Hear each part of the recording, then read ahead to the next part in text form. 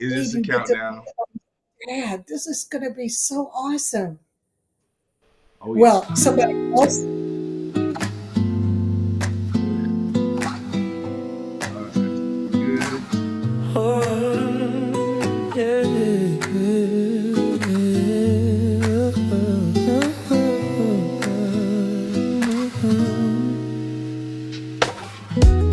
I started to believe the pain would never go away. I started to believe the negativity you say.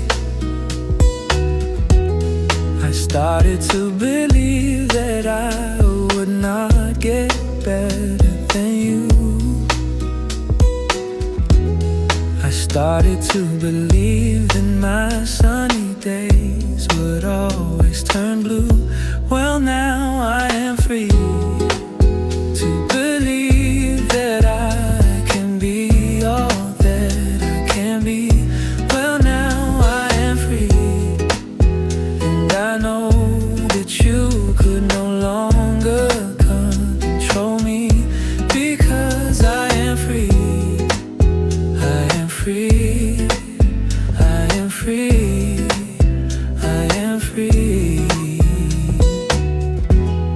And now I believe that nothing can stand in my way. And now I believe the beautiful things about me. And now I believe that I can have whoever I please. And now I believe the sun will always shine on me, because I am free to believe that I can be all that I can be, because I am free. And I know that you could no longer control me, because I am free. Because I am free. I am free. I am free. Because I am free. Because I am free. I am free. I am free. Because I am free.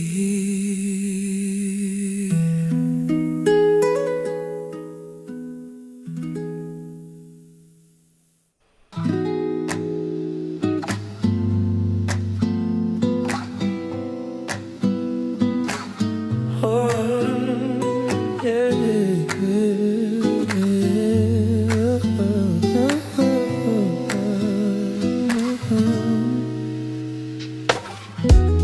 I started to believe the pain would never go away. I started to believe the negativity you say. I started to believe that I would not get better than you. I started to believe that my sunny days would always turn blue. Well, now I am free to believe that I can be all that I can be. Well, now I am free, and I know that you could no longer control me, because I am free. I am free. I am free. I am free. And now I believe that nothing can stand in my way. And now I believe the beautiful things about me. And now I believe that I can have whoever I please. And now I believe the sun will always shine on me, because I am free to believe that I can be all that I can be, because I am free. And I know that you could no longer control me, because I am free, because I am free, I am free, I am free, because I am free, because I am free, I am free, I am free, because I am free.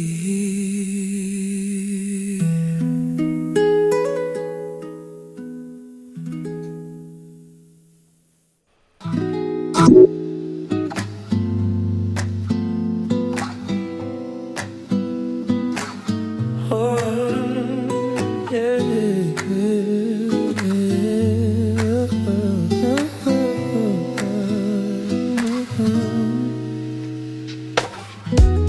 I started to believe the pain would never go away.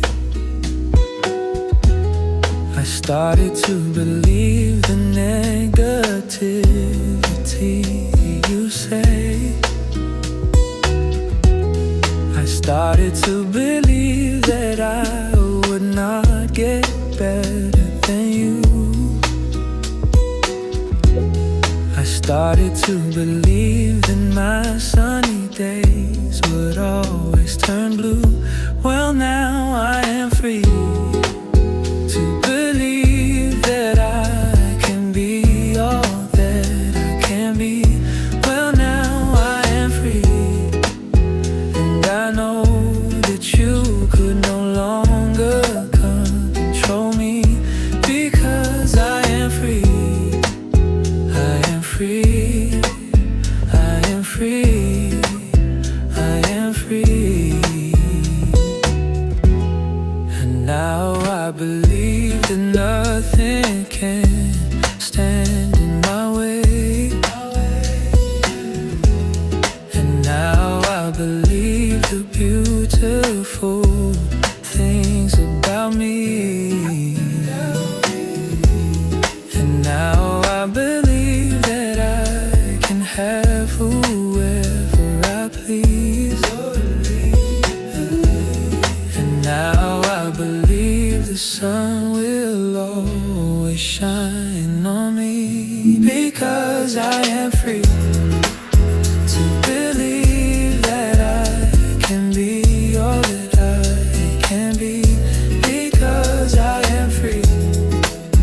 And I know that you could no longer control me, because I am free, because I am free, I am free, I am free, because I am free, because I am free, I am free, I am free, because I am free.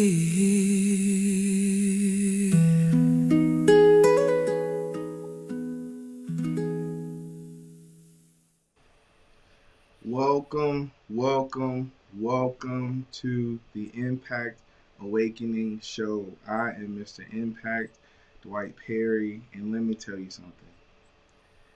We are blessed to have the guest we have today.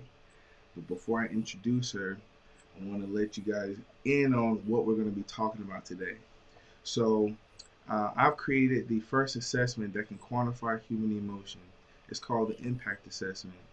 And I have let a few special people take it early before it comes into production until we put it out there.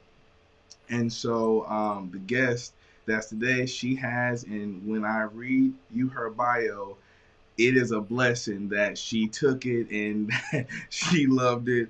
And I'm super excited. So the impact assessment, what it does, it breaks down your emotions into five emotional pillars.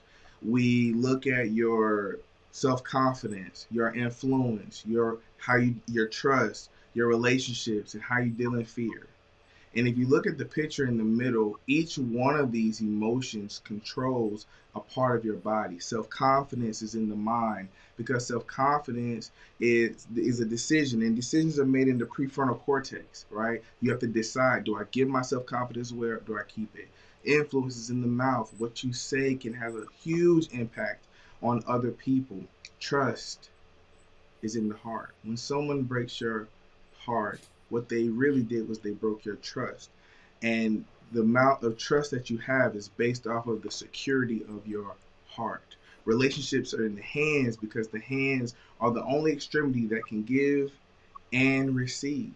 And true relationships both give and receive. They're not one sided. And finally, fear resides at the feet. When you have fear, it can cause physical paralysis, but not just physical, spiritual, emotional. When you let fear go, you can fly. And so the assessment allows you an inner look to see who you are and how much impact you are using currently, and give you the motivation to use all the impact that is given to you. So I'm really, really, really excited for today's guest. We will be talking to Dr. Dawn D. Bennett Alexander. She's a lawyer, an academic, an author, a consultant who created the first course in employment law addressing workplace discrimination for colleges, businesses, and led in the development of what is now known as diversity, equity, inclusion, and belonging. I'm talking about Dr. BA here. She's worked in the employment law field for over 40 years. She's an expert in legal studies, inclusion, diversity, sexual harassment.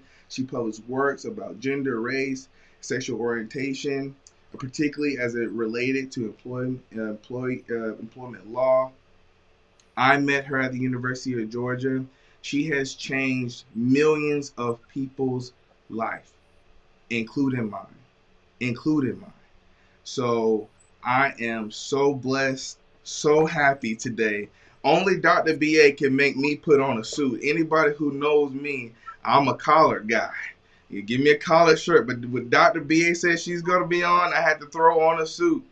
So without further ado, the paragon, the icon in my eyes, Dr. Ben D. Dawn D. Bennett Alexander. How are you? How are you? How are you? How are you, my love? Dwight, I am awesome. And it is always such a pleasure to be with you. Always. From the We moment I met you and you came after you graduated and said, my friend told me about your negotiations class. And I really think it would be helpful because I'm trying to start my own business. And do you think you'd like to, I mean, could I sit in? And I was like, "Pfft." I felt you from that moment and said yes. And I don't think anybody in the class, except for your friend, knew that you were not actually enrolled in the class. And we have kept in touch over the years ever see since. And you graduated in like what, 2010. 2010? 2010. 2010. So Mm-hmm. 15 years. And I could feel you then. The first time we talked, that's why I let you in my class. And you have never disappointed. And we Tell, will go tell years talking, and it does not matter. no, it doesn't. Tell the people what time was that class so they know. Was it an 8 o'clock one? Was that because I usually start at 8. Students know my classes are going to be 8 o'clock. You either get me On then or you time. don't. On time. We got stuff On to do. time. We got lots to teach you before you go out into the world And that you I have, know you know. you know what? I was as we were talking before the show, my mind went back. I also audited your negotiations class, and and we were pairing off. And you said, Dwight, you with me. I said, oh, Lord. Really? You said you with me. And I never forgot that because your tactics, I use them today. You are the reason why I am the negotiator I am today. And Awesome. so I just want to thank you just for who you are. Anybody who went to Georgia, they already know.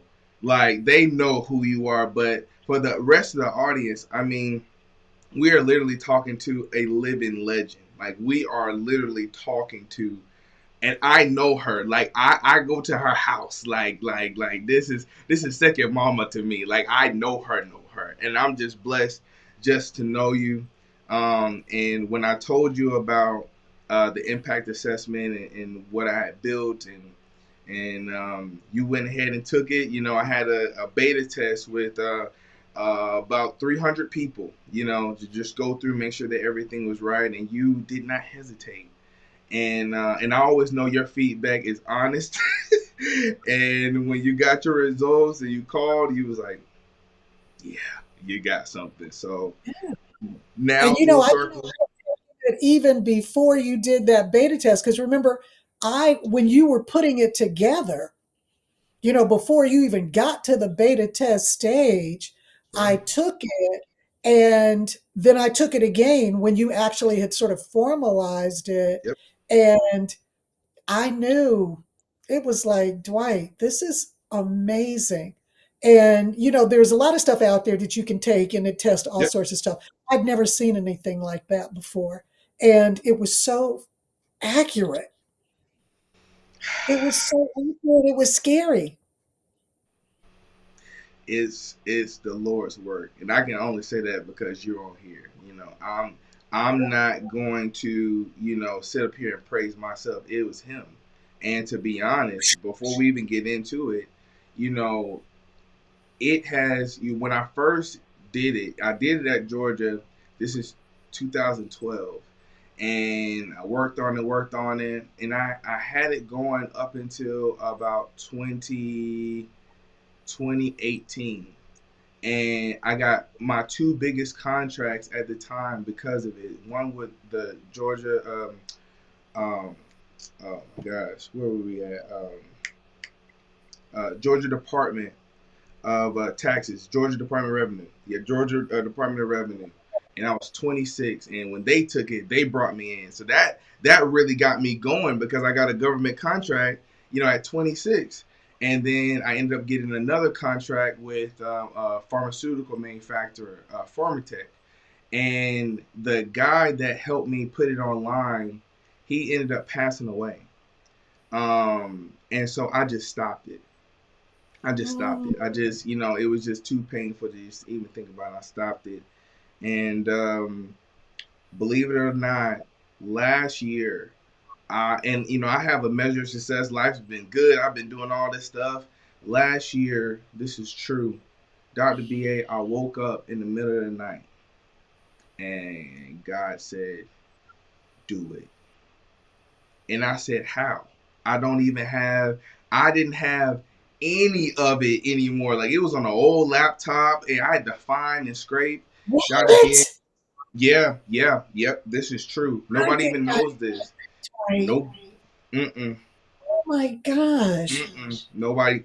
Nobody knows. I had to He find, had something for you to do. he had it. You find a way, don't you? Yep. When he gets on you, this is how you know if the Lord is a part of it. You can't put it down. if Mm. if you can put it down, that's probably not him. Because when he says go, you have to go. And I mean right now. I ended up hiring a team from India.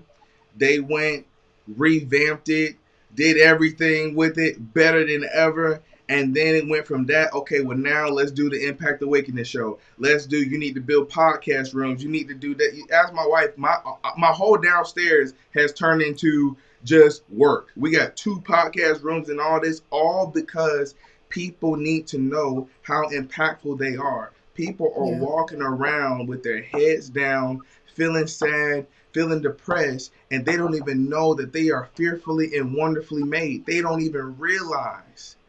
what gifts they Harder, are. it's hard under normal circumstances. It's even harder right now to remember that Woo, because of all the chaos that's going on. woo. You know I know. We Yeah, so talked about that at your he house. to bring it back in, and everything that led up to you hearing that was about this moment. This moment. That's what that was about. That was getting you ready for it. And for you to I came up to your house, it was some months ago, and I brought my wife, and the That was in conversation that we had. Mhm. August. August, Yeah. that's right, in August. And the conversations that we had then, we still discuss to this day. To this Get day. out! To this day.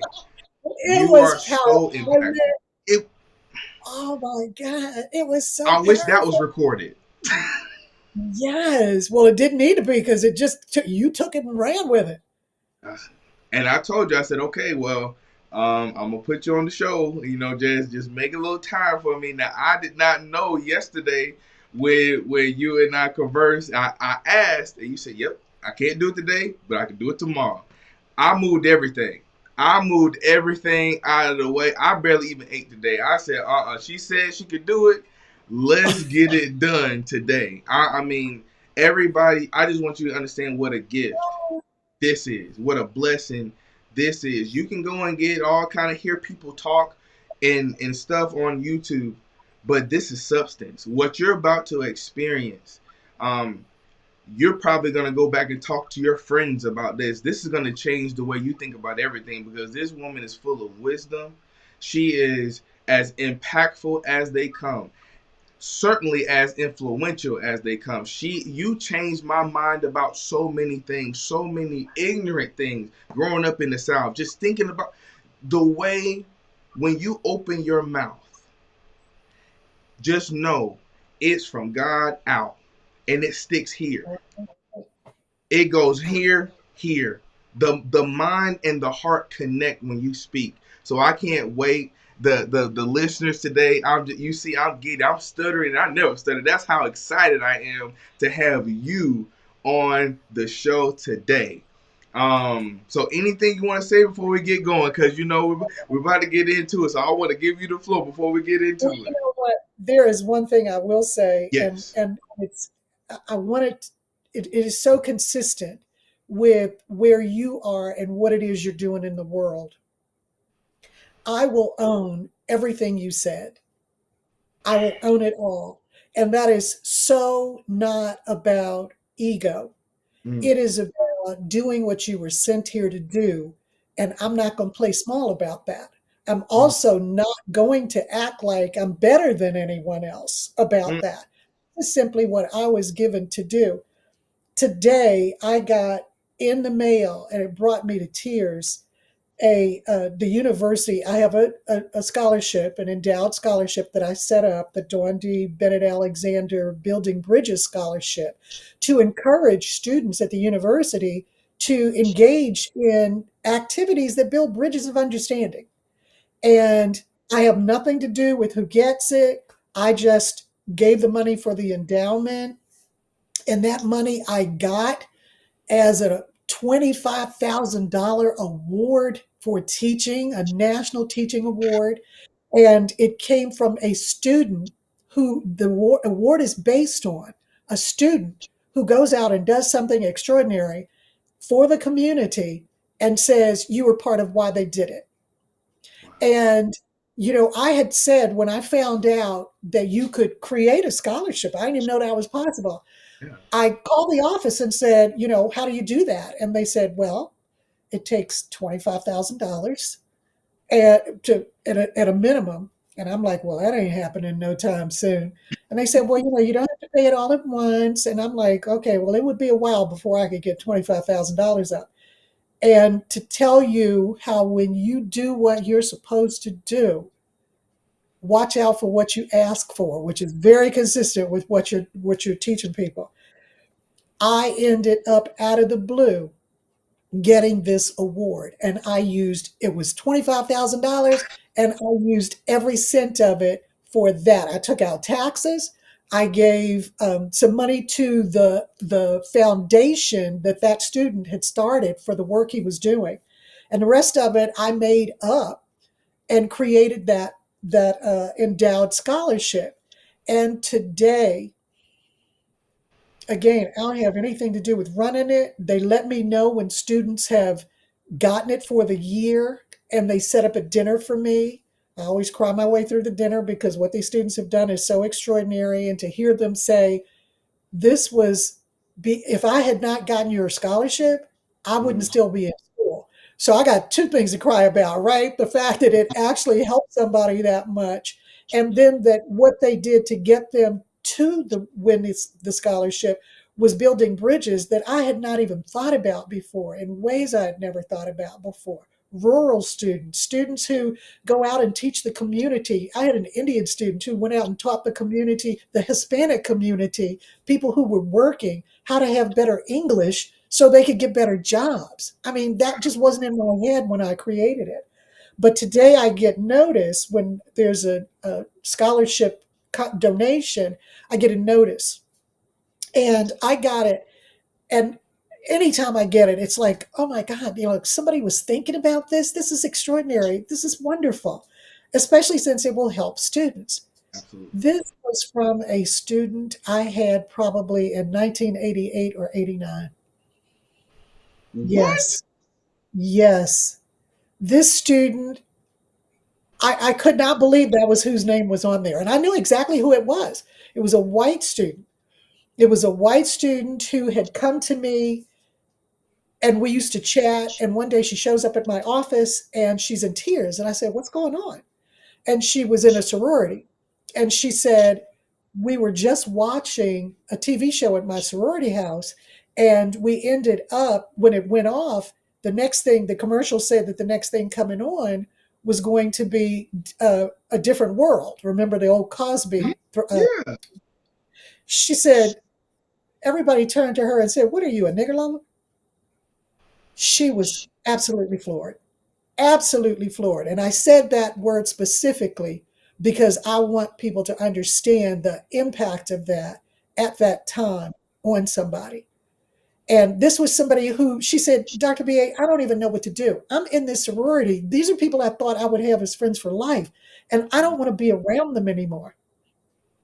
Mm. When she graduated and went out, she ended up on some committee that brought me in to speak. And that was, but again, we're talking then probably like early 90s, right? And what is this, 2026? And 2026. I'm getting noticed that she has made a contribution all these years later to my scholarship fund. So I will own it. I will own that I have impact, Yes, you but do. it is not me. It is divine, and I don't take it lightly. It is absolutely from my heart. I'm just doing his will. That's all I'm doing. And that Woo! is what we want people to do. Ah, I mean, I can just go on about you. I can just go on and on. And I know you're like, it's not, I'm glad that you're owning it. And I know you're one of the most humble people I've ever met. But when you show up in a room, you are a people changer. When you show up in a room, you are an environment changer. And I remember specifically at Georgia, you when you walk in and you have your dress, you got your dashiki on, and I was looking at people like they're looking like, am I in the right class? Because I thought we're supposed to be learning about the law, and I don't know if we're gonna dance or I don't know what's about to a Congo somewhere. I don't understand. Oh But my God. when you open your mouth, everything changes. And Wow. you can feel it in the room. And I remember the first time I heard you just speak to the class. And I remember when you how you change people's minds. They come in with a certain thought process or prejudice or whatever. They think they know. I thought I knew. And you let them out there. You let them go. You let them go, and then bam. And then everybody, just like I was, just speechless. Like, who is this woman? She's a woman Wow. of impact. That's who you are. You are a person that if you get close to you, you gotta do everything in your power not to let go. Because you'll never know when you'll meet someone this impactful again. And that's how I felt from the first time I met you. And you still can't get rid of me. 15 years counting. Oh, all right. We're gonna get into it. I'm excited. I'm excited. I am excited. Okay, so what And people are let me seeing? say this before you do this, Yes, because I yes, want please. people to know I had no idea when I did this the first time, probably in 2012, Mm-hmm. or the second time, much later after you had baited it. I had no idea this day would come where I would be sitting here letting people see the results and have us talk about them. I didn't know that was happening. I was just floored that they were so accurate. So I couldn't say anything but yes when you said, "Can I interview you about it?" And it's like, "Yes, and put it out there. I don't mind it." That shows people how, I mean, it's a testimony to how accurate your stuff is. And you know me. If it I know. wasn't, I wouldn't be in this. I would No, not be. because you care about your name. You would not put your name on nothing that you didn't endorse, and so that's why I'm just blessed right now. I'm so excited for you to be here right now, and us for us together to go through and get some insights of how you became this impactful person. Until now, people thought they were impactful, they thought they were influential, they felt like they had fear, but there was no way to truly quantify it. So now you know, and that's why our tagline is you can't fix what you can't see. This is a mirror. This is a mirror into Yeah. who you are, and it's also a it fosters an intrinsic motivating factor that says, wait a minute, I can do even more. And that's the whole goal of it. I want everyone to be everything that they were meant to be. We only have a finite amount of time on this earth. Why be here and not give it everything you got? Why be here and live in fear? Why be here and let people take your confidence away every day? Why? No, no. We are here for a reason.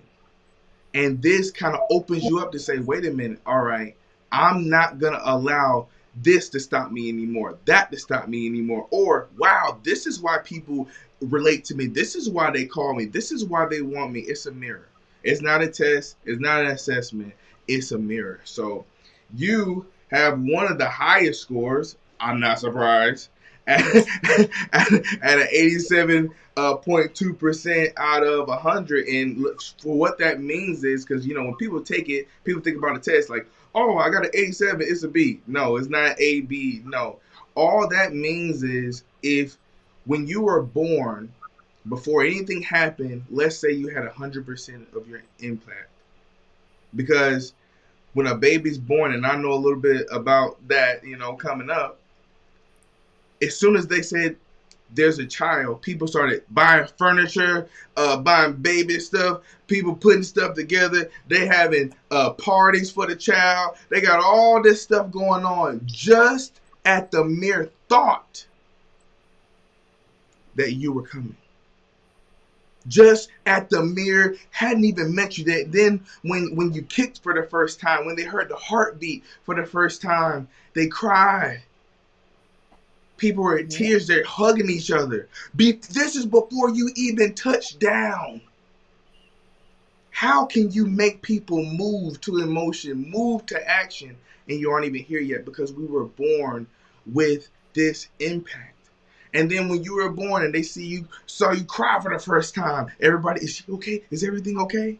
And then when you smiled, the whole room started to smile. Impact. But then what happened?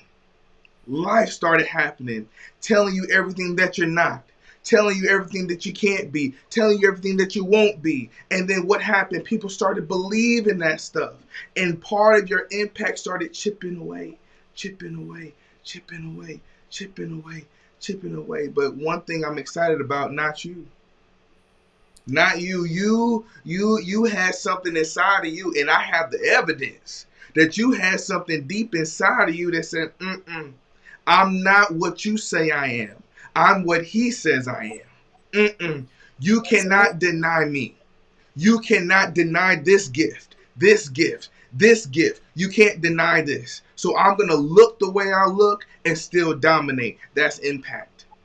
And because you followed through, and I just had a whole symposium talking about people, and one of the things we talked about was when people don't follow through, the issues with that. You got to understand there are people that are waiting to be your fan. I'm your fan. I appreciate what you did back then.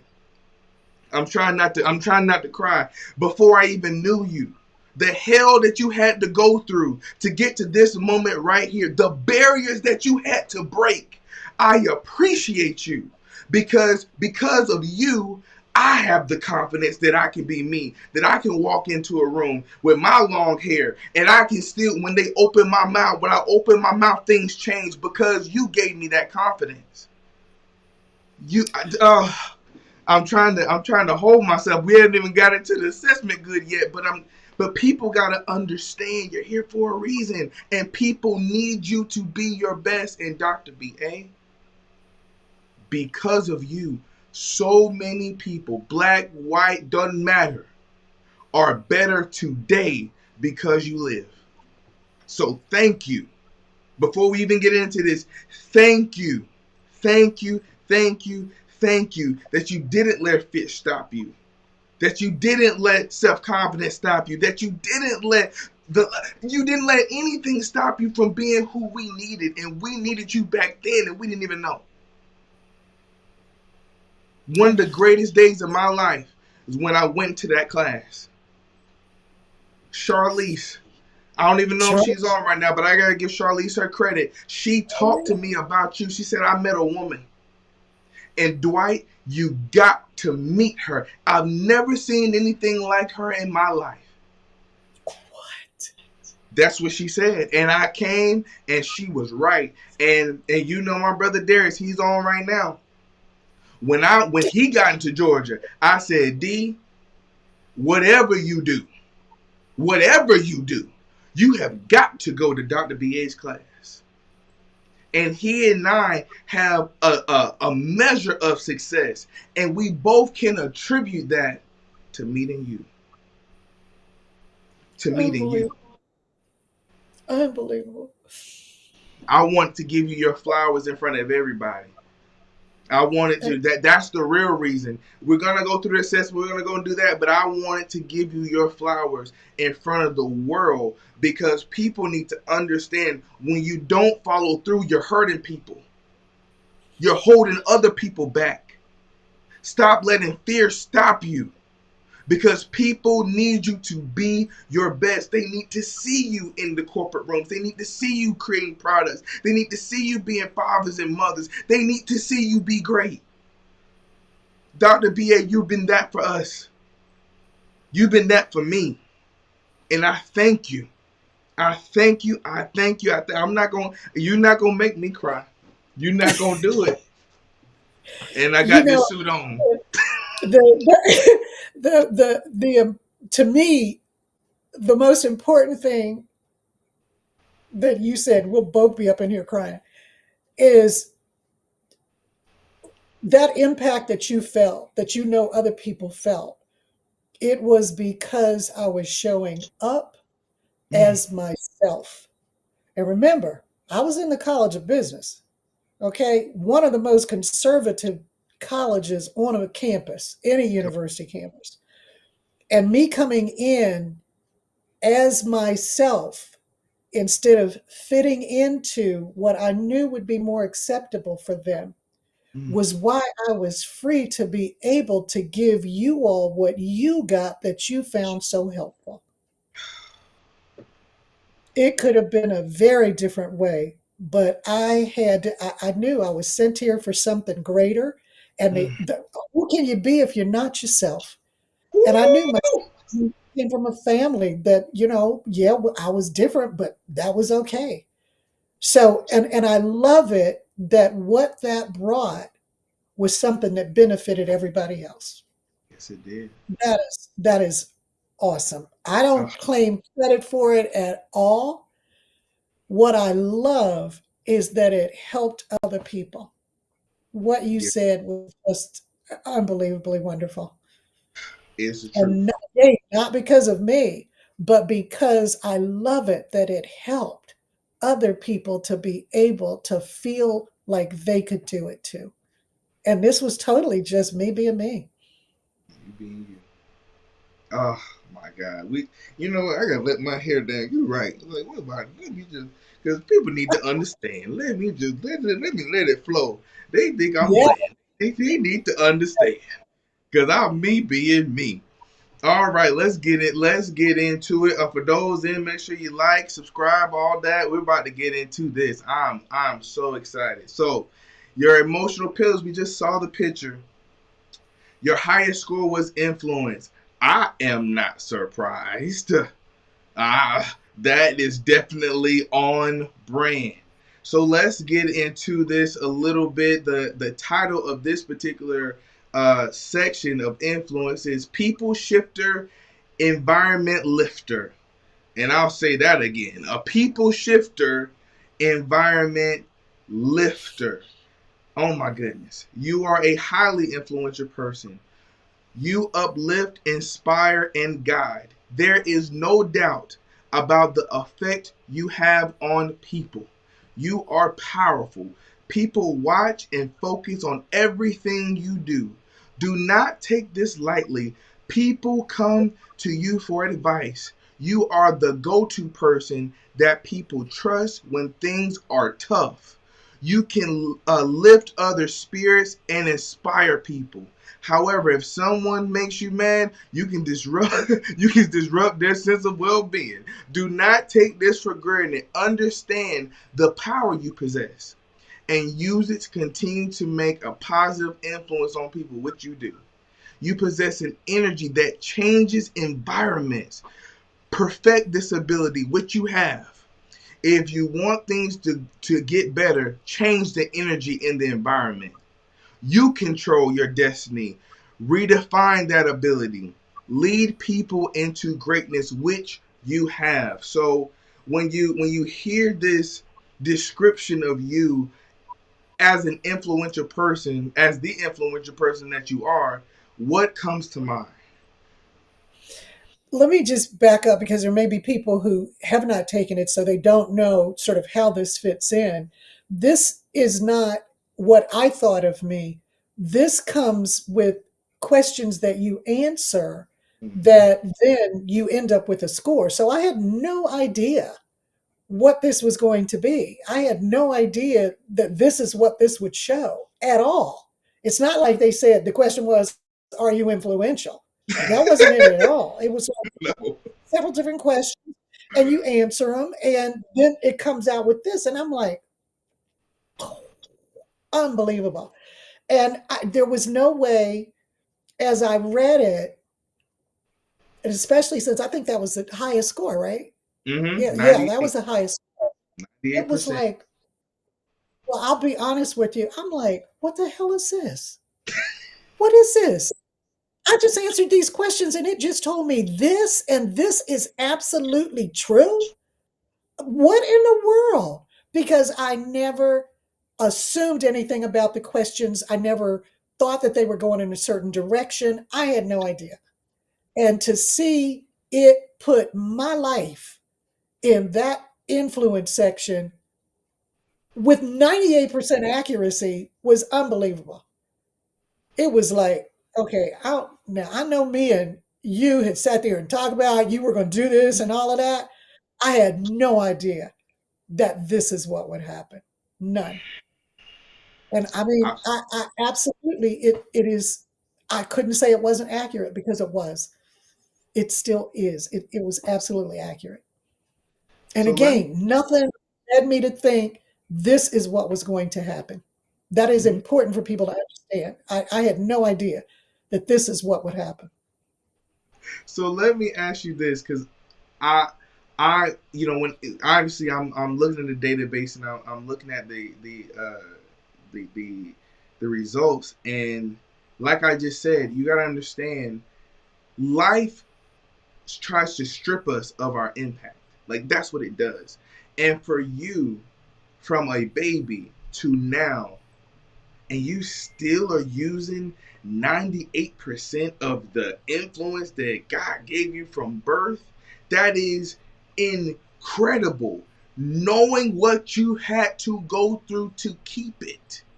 So, my question is, when did you realize that you were influential? Was it as a child? Was it as a little girl? Did people start following you? Like when did you notice that when you started talking, people started listening, that people wanted to follow you, that take us into that if you don't mind.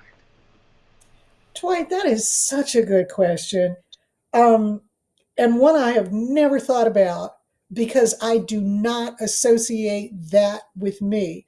And I just came back from DC where my brother, who is 4 years younger than I am, and I'm 75, my brother was the incoming president of the Washington Baptist Minister, Washington and Vicinity Baptist Ministers Conference. My brother is a Leo. My brother Mm-hmm. has been a leader since he could walk down the street. He always had a crowd behind him. He was, voted Mr. Everything everywhere. And he has a doctorate in ministry, in theology. He has always been that. I have never been that. I am a Capricorn. I don't think in terms of leading people or wanting to be the center of attention. I don't like for people to sing happy birthday to me and that's my family. When I got ready to retire, they wanted to do all this stuff. And I was like, thank heaven for COVID because they couldn't do it. Right. I never thought of myself as influential. And it wasn't like I was trying to be coy or hiding my light under a bushel. I just deal with people the same way I deal with you. We were dealing one to one. When you said, can I come into class? I said yes. And it just sort of went from there. I don't think, oh, I'm really impacting him. He's going to be better off because I talked to him. I don't think about it that way at all. And I don't even think I thought about something like legacy, which is what that is based on, until I Yes. got ready to retire. And somebody said, it must be, I think what they said was, it must be like nice to have, no, you leave the kind of legacy you do. And I thought, legacy? What are they talking about? Legacy? I'm not thinking about a legacy. And then I Right. realized, maybe I do have one. And I started to think about what had happened over the years and the kind of feedback that I usually take in. And I mean, I have 3 ring binders full of letters and notes and cards. And that's not even the emails and the phone calls and the text messages that I get from students and people who are attendees at my functions who've heard me speak who say, oh my God, you were so influential. But it always just sort of rolls off me. It's like, Right. okay, that goes into the book because I have a sense of history, but I don't absorb it and think, you really have a lot of influence. And let me tell you how bad it was. I went to the funeral of a friend, somebody I had taken in as a mentee, an MBA student, and his friends did not realize I was there. And I had just sort of come in and it was, crowded and I sat in the back and they were talking about me and my influence on the dead person. And I'm like, this is really surreal. They were talking about how influential I had been in that person's life. It was like being at your own funeral and hearing people talk about you. It just sort of doesn't ever hit me that way. So when you say, when did I know? I still don't think of it that way, even though I will own that people feel that way. I own that I know it because people tell me, but it's not something I feel. It's not like, if I talk to you, you're going to be influenced, right?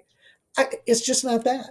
What I do, and that's why it's so important for me to tell you, I was just being me because that is what it is that people relate to Yep. as opposed to something I try to project to get them to do. So if you ask me today, it's like, yeah, I'll own it because I've got lots of receipts about that. But the truth is, I don't think of it as a time when I knew that this was what was going on. I am fascinated because again, I was one of your students. I mean, people talk about you there today. Like, I mean, your legacy is monumental, and so, but then you're so humble. So I can see how you couldn't see, but then at the same time, I can't because when you get all these letters and all these phone calls and people from 40 years ago, like that that is evidence that I am leaving my mark on this world, and you are. So let me ask this question because I think that this will help me, but I think it'll help our audience as well. You said it's just me being me. Well, Dr. BA, there's a lot of people that are not courageous enough to be themselves. They are fearful for their selves to be themselves. They're like, wait a minute, I'm in IT, I'm in corporate. It's a certain way. You want to go up the corporate ladder, you got to do a certain thing. If you're in certain places, you got to do it. You got to act a certain way. You got to be, this threatening. Like you, it's a lot going on. So when did you have the courage and what gave you the courage to be yourself? Because a lot of people, as pragmatic as that sounds, it is difficult for a lot of people. And the one thing, think about this, the one thing we absolutely know how to do. Mm, Everybody knows how to be who they are. The thing that sets in is the idea that somehow that won't be okay with other people. But the other piece that I think people fail to remember is that you have a lifetime of being loved, being accepted by somebody. People's families are different and friends are different and all of that. But you have a lifetime of being accepted for who you are. So how come that's supposed to disappear? One of the things I think is important for people to keep in mind is a really good match, and sometimes it's a journey to get there, between where you are and how you have to be in that space.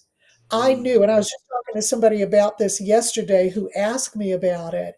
Um, I did not go into corporate America. I had offers from really big, prestigious firms, but I knew from my visit, that's not going to be me.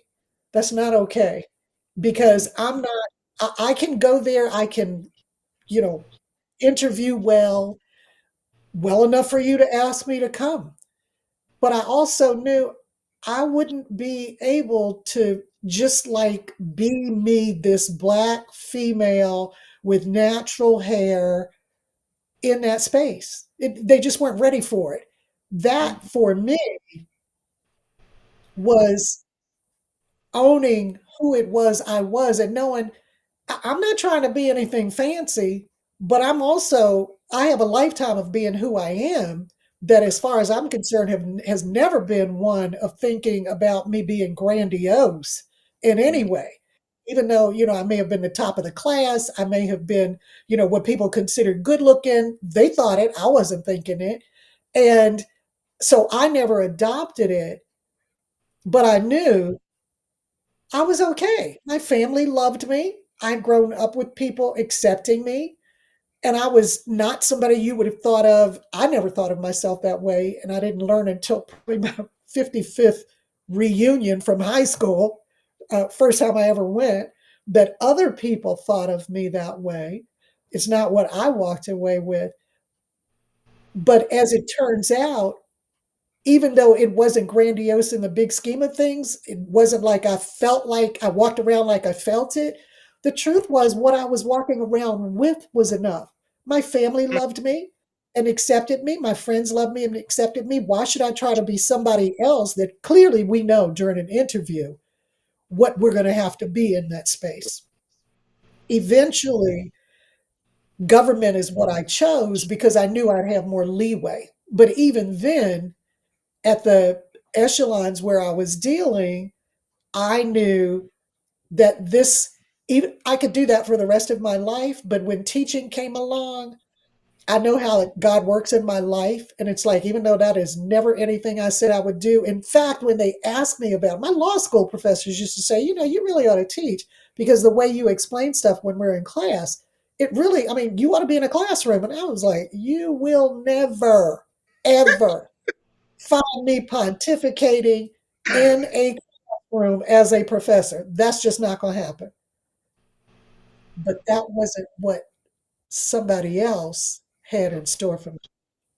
And as it turns out, that ended up being, even though it was tough to do, and in many ways was like corporate, was like the government, it still was a place where I had space. There was sort of an infrastructure that wasn't there in other places. If nothing else, tenure.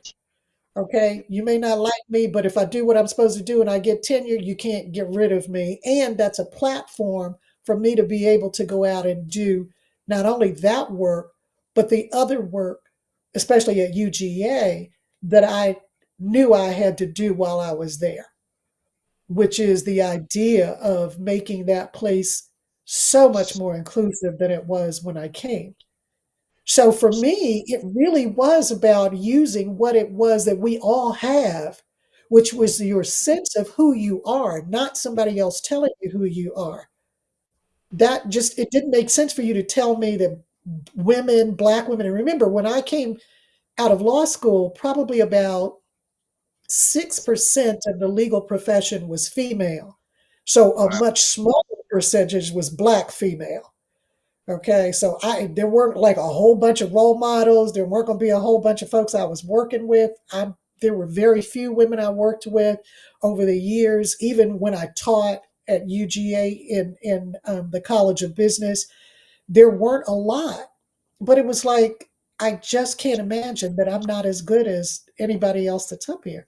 Nothing in my life tells me that. Now there were external forces that told me that all the time, Yep. but it was part of the equipment I came here with, which I believe every one of us comes with what it is we need to be able to do what we do when we're here if we listen, okay? Because not everybody will listen.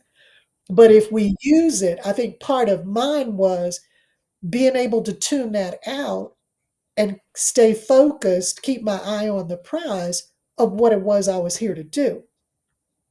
And I'm not mad at you if you came here to do something else. But I'm not going to be here, for instance, at UGA. I'm not going to be here and worry so much about getting promoted or tenured that I'm going to ignore my Black students when I know they need me. And I'm here for everybody, but I know that equity means you give each what they need. And if you being here as a first gen or somebody that feels uncomfortable in this situation because you've never been surrounded by all these white folks before, and you are feeling sort of uncomfortable about measuring yourself and whether all of that stuff you've ever heard about them being better is going to make you sort of shrink away from what I know you can do, then it was not going to be something I could do. That was just never going to happen.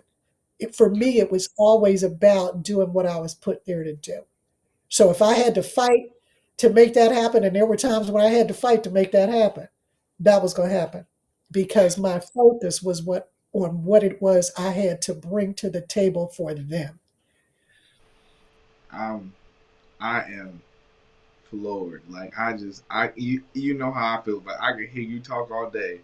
I got one more question on influence, and then I'm gonna move on. But I have to ask it: what was your first outfit as a teacher? I want to know when when you decided. Oh, well, I want to know your first outfit. Then I want to know the first time you like. I'm coming in with the shiki. I'm coming in all outdoors. I'm coming. Wow, that is funny. I think probably my first outfit may have, it probably was a dress. Hmm. And I had learned early that I started off teaching really large classes of 120 students. Wow. And I wanted every one of those students, wherever you were sitting in the room, to feel like you were here with me. I Mm-hmm. didn't want you to think because you're in the back, I don't see you. You could, just sort of tune it out because you thought I had tuned you out. So I started wearing earrings that they could see from the back. So they had to be big earrings. I really Yeah. wasn't a big earring person. I wasn't an interesting earring person, but I started to do it as a way to engage the students and make me feel more accessible to them. And in I did not I wore dashikis, and in fact, I was the dashiki maker when I was in college in Ohio. But past that, I hadn't really done it and wasn't really one for, gailies, the head wraps, Yeah. uh, African outfits. I really wasn't. My sister was that person. I wasn't that person. And when I went to Africa for a Fulbright, and stayed with my daughters for 10 months in I went first to visit in 19 I guess 98 or 99, and then I came back and the universe sent an application for Fulbright, which I had never thought of having or doing, and certainly not leaving the country for 10 months with my children. um, I thought maybe I should do this, and we know why I thought maybe I should do this because I listened, right? Mm-hmm. And when I got there, the clothing was there. There was a seamstress right outside of the compound where I lived because I did not want to live with all Americans. I wanted to live in the community. And she started making these outfits for me that were so comfortable. I thought, I came home. I came home. I bought so many of those darn things. I could have got, I literally said, I might not ever get back to Africa. So let me buy enough of these to make sure that I will never have to have one if I want it until the day I die. Wow. That is how many I bought. And they were so cheap. And I was putting to work people who literally were using that money to feed their children. And I felt so comfortable in it. And when I would then, it's one thing to wear it in an academic setting, it's another thing to go out and do the consulting that I do and wear it. When Yeah. I did that, I would bring it up. I would say, I know you think it's strange. Tell me what you think of my outfit. And people were like, well, it's kind of out there. And I'd say, well, let's talk about that. Why is that? And they would talk about it was I think probably the thing that came up most was that they took it as it meant that I was sort of out there, kind of wild. Mm-hmm. And I say, well, do I seem that way to you? And they were like, no, actually you seem very friendly. And I'd say, that's because that's who I am. So don't let the outfit fool you. Don't get distracted by it. I wear it because it's beautiful, it's comfortable, and I can be more of who I am to give to you. So now that that's over, let's get to what we're supposed to be really doing. Oh, this is And I life changing. wore them for 20, in fact, I still do. But for probably, oh, wow. I mean, just, it was decades. Yeah. I mean, Yeah. just the audacity.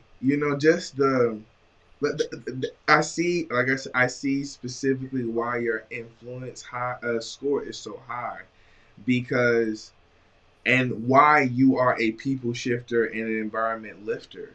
I mean, 99% of people, like I'm in the consulting world as well, 99.999, they wouldn't dare do that. They would think my my outfit will cost me this contract.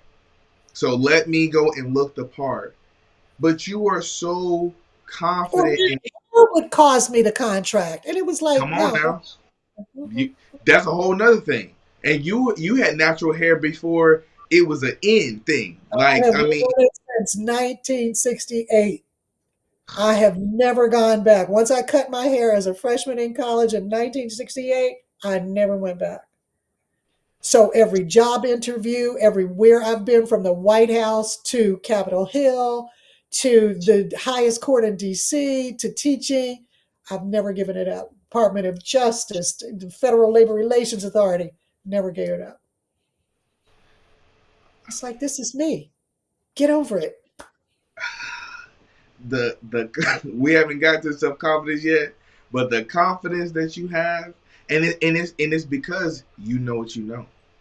Like when you know what you know, you can walk into a room and make the room do what you want it to do.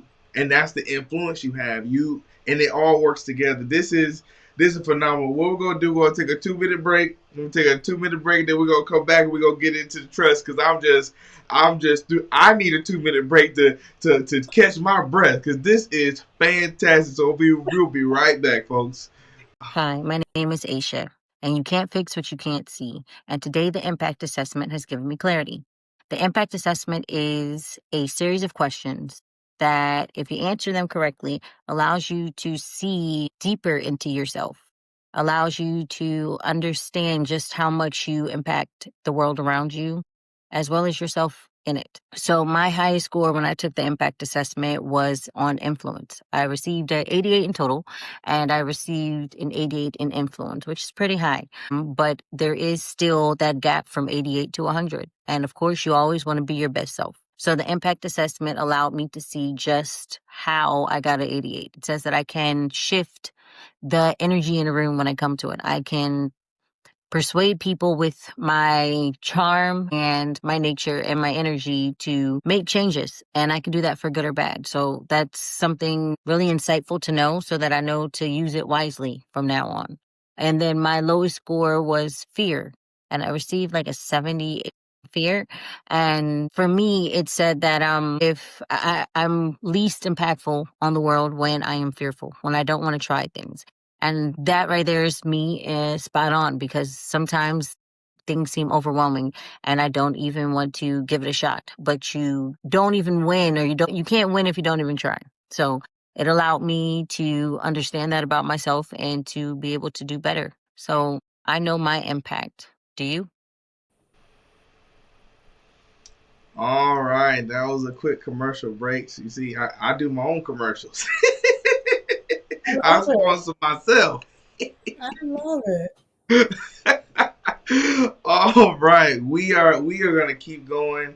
I'm excited. We're gonna get into trust, which was your second highest at 92%. Which I mean, these numbers are through the roof. Like I'm just telling you to have influence, knowing what you say and the effect that it has on people, and now trust, which trust is one of those emotions that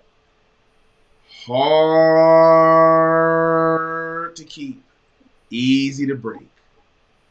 And that's trusting yourself or trusting others. Um, the level of trust we have, it equals how secure our heart is. And the heart is something that you know all about. Because from day one, your motto, your moniker is it's all about love. It's all about love. It's all about love. And you know, there are people that say, well, I love you, but I don't trust you. And the truth of the matter is, that don't mean they don't love you anyway. Because when you trust a person, when they break your trust, what they did was they broke your heart. Trust is in the heart, love is in the heart, trust is in there too. So when you have a raised security of heart, you feel like I can do anything. I can tell this person anything. I can do anything. I believe in me. I know my abilities. Trust is everything. Everything we buy is because of trust. The stuff that we look at, we trust it. The people that we confide in, we trust. And that's why it hurts so bad when someone breaks our trust. So I'm really, really, really interested in getting into this. Again, this is your second highest score at 92%, and it says unshakable self belief. You have supreme confidence and trust in yourself. You trust your strengths and stay confident, even in the face of adversity. And we got into that a little bit a while ago. You know that you are very important to your environment, which correlates to what we talked about with influence. You trust your strengths and you use them to better your life. Continue to trust yourself, even in adverse situations. Build upon your prior success to achieve greater triumphs. The world needs you to be great, and that is what you are destined to be. Protect your belief in yourself. This is a precious gift. Hold on to it tightly. It is your engine for greatness. So when you hear that, I want to talk about, because you kind of got into it a little bit. So I'm really interested to go deeper in this. You trusting yourself, staying confident in the face of adversity, because you grew up in a time where adversity was knocking on your door every day. And for you to be who you are and going to the heights you have, and you had every excuse that every other person that looks like us say we have, but no, you still were able to achieve greatness and excellence. Do you remember a time when you had to make a decision to trust yourself in the face of adversity, and with the chips down? That's what adversity means. There's something important, and I got to make a decision, and I choose me. Do you remember a time when you had to stand and say, no, this is me, this is my decision, and it worked out? Oh, always. I mean, it always works out. Um, you know, and it's really interesting thinking about, and that's why I hope people take the assessment, because it's interesting thinking about these things. And I'm glad you're doing this program so they can really understand the pieces to it, because you realize that your life is a journey. At Yes. 75, I am not the way I was at 45 or Mm-hmm. 25. Mm-hmm. And those things that happen along the way that you may take at the time they're happening as setbacks or things that are painful and hurt you, you realize actually, for the most part, are things that end up building things like your trust in Come on. yourself, because you get through them and you realize, I got through them, I got through right? it. I mean, I say it always works out, because no matter how what you decided to do, it ended up that you're still here. Still here. You're still here, you're still working, you're still moving forward. So it really was, even though it felt awful at the time, it really was the best thing for you to do. When I divorced my first husband, this is going to sound really wild. In fact, the three relationships, the second one, my longest relationship for 15 years was with a female. And I got married 10 years later after that to an Egyptian that, it's going to sound crazy, I met on a trip to Egypt that I took with my children. And my first husband was my law school sweetheart. Each one of them I left. They're wonderful people, but I knew in order for me to do what I was sent to do, I needed to make that happen. Mm. And Valentine's Day, I heard from all of them. Okay, that's how you can do that, because if you do it the right way, that can happen. And people think that's crazy. We spend holidays together. That's the way it should be. because they understood that because we were there together as partners in life, married partner, before marriage was allowed, did not necessarily mean that we needed to be together forever. Now, most people don't make those kind of choices, but I knew it would be okay, and there was something else I needed to do. Even being with a female was really, and I said this, I was professor of the year for women's studies one year, and my old partner was there. She lives in Florida, but she had come up for the event. And I said to them, when they introduced me, they talked about what I had done, and a lot of the work has been in LGBT issues, among others. And I said, I knew when that happened, because this is how dumb I was. I didn't even know it was possible for two women to love each other, right? Two people of the same gender. I mean, I just didn't know. Who knew? I mean, you have to remember, I am 75 years old, right? And back in the day, that was not a thing. Yeah. And yeah, and I said, as soon as I realized it, oh, well, we need to tell people because I don't think people know this. And it was like, how dumb can you be? I understood that that was for a bigger purpose. I trusted that even though this was something I didn't know, this was something that was totally out of my wheelhouse. I knew it was the right thing to do because it was for something a whole lot bigger. And as it turned out, I ended up doing advocacy work. And even when I wrote the first edition of the employment law textbook, I insisted that was now something I had lived, right, Mhm. for years. So I insisted that there be a chapter as part of gender discrimination, sex discrimination in the law, because it basically the chapters were broken up into the law, race, religion, color, gender, national origin. And I said there ought to be one on LGBT issues. Now, this was before it became something that was legal. Right. And the publisher, said, okay, they didn't mind it. But, and when they send out your book for review before it goes to press, you have to take in that review it, and say, do we accept this? Do we not? The vast majority of professors said, oh my God, a chapter on this. This is wonderful. I have never seen anything like this before. And it gives me a way to talk to people about this. And it's important that we do that. One person said, why are you talking about sex in this book? This is a law book. And this was a professor. Now, do you think I was talking about sex in that book? Of course, I wasn't talking about sex, but that was the only context anybody had ever heard of that issue in. And even though I didn't, that learned person thought that's what this was just because it was about that issue. So I said, that's precisely why we need the book. And McGraw Hill said, you're absolutely right.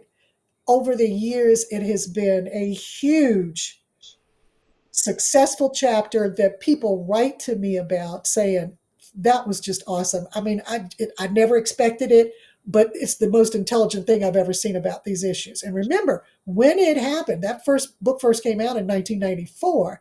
This was nowhere on the horizon, Mhm. but I understood because because I had to live that experience. I understood how important it was. I understood that I'm here writing this book, this textbook, as a professor, a tenured professor, a professor that got tenure twice at different universities. And you think people shouldn't have a job with a partner who was female. And you think I shouldn't have a job because I have a partner that's female? I don't understand what that's got to do with the price of tea in China. Yeah. So bringing that experience to that, it wouldn't have been the same if I had not made that move and ended up in that relationship that ended up serving the world. I trusted myself enough to know that even though I didn't understand where that was going, I knew it was for something bigger. Now, the real question is, when did I feel like that trust was something I could depend on? That's probably the Ooh. better question. Yes. When I was 12 years old, I was in the library. I used to, I still do. I love to read. And I was in the library and I opened this book and I was trying to figure out which ones I wanted to take home. And I opened it and it was a poetry book. And there was a poem by Paul Laurence Dunbar called In the Morning. Liza, Liza, bless the Lord. Don't you know the days abroad? If you don't get up, you scamp, there'll be trouble in this here camp.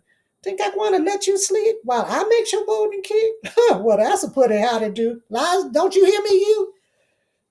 I couldn't understand what the heck those words were. And I said to myself, I can read. I don't understand this. What's going on? So I read it again and I heard my grandparents. This was my grandparents talking. That's the way they sounded. And I realized it was dialect. It was such a wake up moment for me because I understood that there was something bigger, that we fit into a context, right? We as Black folk, and I only thought of, remember, I lived in DC, they lived in Virginia. So we used to go visit them in the summer and they just sounded like country people. They were just these old country people to me. And it was like, no, they're not. This is a thing. It's a thing enough to be in a book. Somebody wrote a poem about it. That makes them so much more important than I thought they were. And the world has never been the same since. It connected me to my ancestors. And I felt like my ancestors are always with me all the time. And when I wrote that book, the first draft of the employment law book, it was like they were sitting right there saying, this is what we wanted you to do. This is what we wanted you to do. You are making up for the crap we went through, only they didn't say crap, Yeah. because you are bringing it full circle and teaching people how to not treat us that way. I can't tell you how profound reading that poem was for me and making that connection to that there was something bigger, and then that connection to, oh, there must be something bigger that brought this to me in the first place for me to be able to open up and understand the world in a bigger way. And that work has never stopped for me. It has never stopped for me. And it made me trust that even though other people weren't having the experience I was, that my experience, because it was so profound for me, was truthful, honest, real, and you just couldn't have talked me out of it.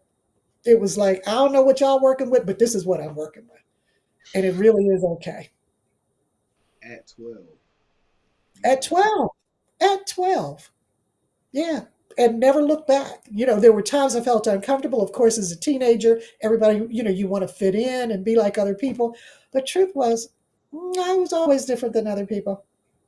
Just the fact that I wanted to read, the fact that I wanted to be at home as opposed to out in the street somewhere. The fact that I didn't want to have sex when everybody started doing it. The fact that I didn't want to drink. And I wasn't trying to be a goody two shoes.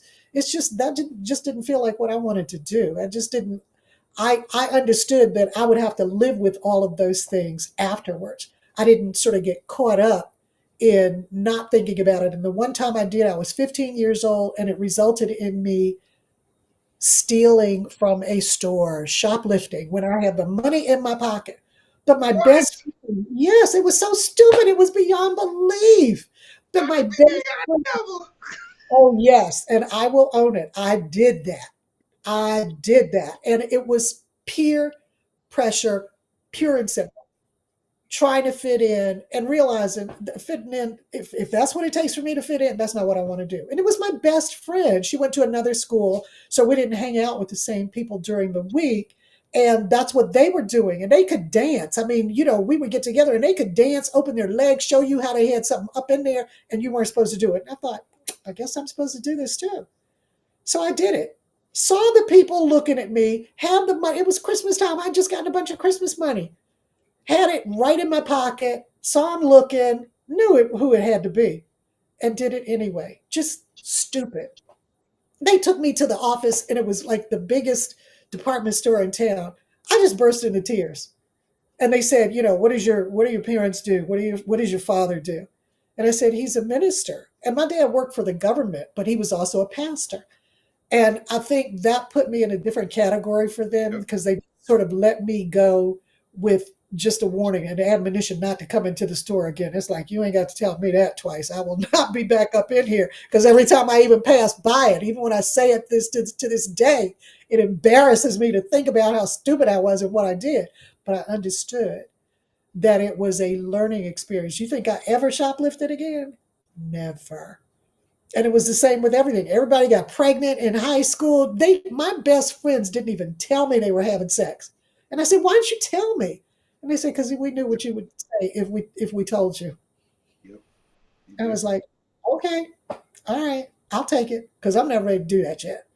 So, but I'm telling you, that was profound, and it stuck with me and still is with me today. I mean, this And is going to help so many people because you have grown folks that are still dealing with peer pressure and haven't gotten confident enough to say, no, you know what? I'm not going to the club. Okay, I got gray hair and these. I'm going home. My knees hurt. I'm not, I'm gonna watch Netflix. But but oh come on, oh come on, that oh come on. You know who you are. And what you're doing is you're giving people a license to be who they are. If I said no, no it is. Go without me. Tell me the stories later on. I just want to hear the drama anyway. But I'm not gonna be in the room to get caught up. I remember before I got to Georgia, I went to junior college, Georgia Perimeter College, and some buddies of mine, we went to IHOP, and I mean, I had, my parents always made sure I had money to do whatever I had to do or whatever. So we're in IHOP and we're eating, and all of them say we're about to go to the restroom real quick. I'm like, okay. So I'm sitting there with the bill, and I go up and I tell the people, I'm like, look, I don't know where they are, but here's mine. Here's my portion. And they'll be right back. But I want to go ahead and pay because that was just what my parents told me to do. Hey, just pay for your stuff.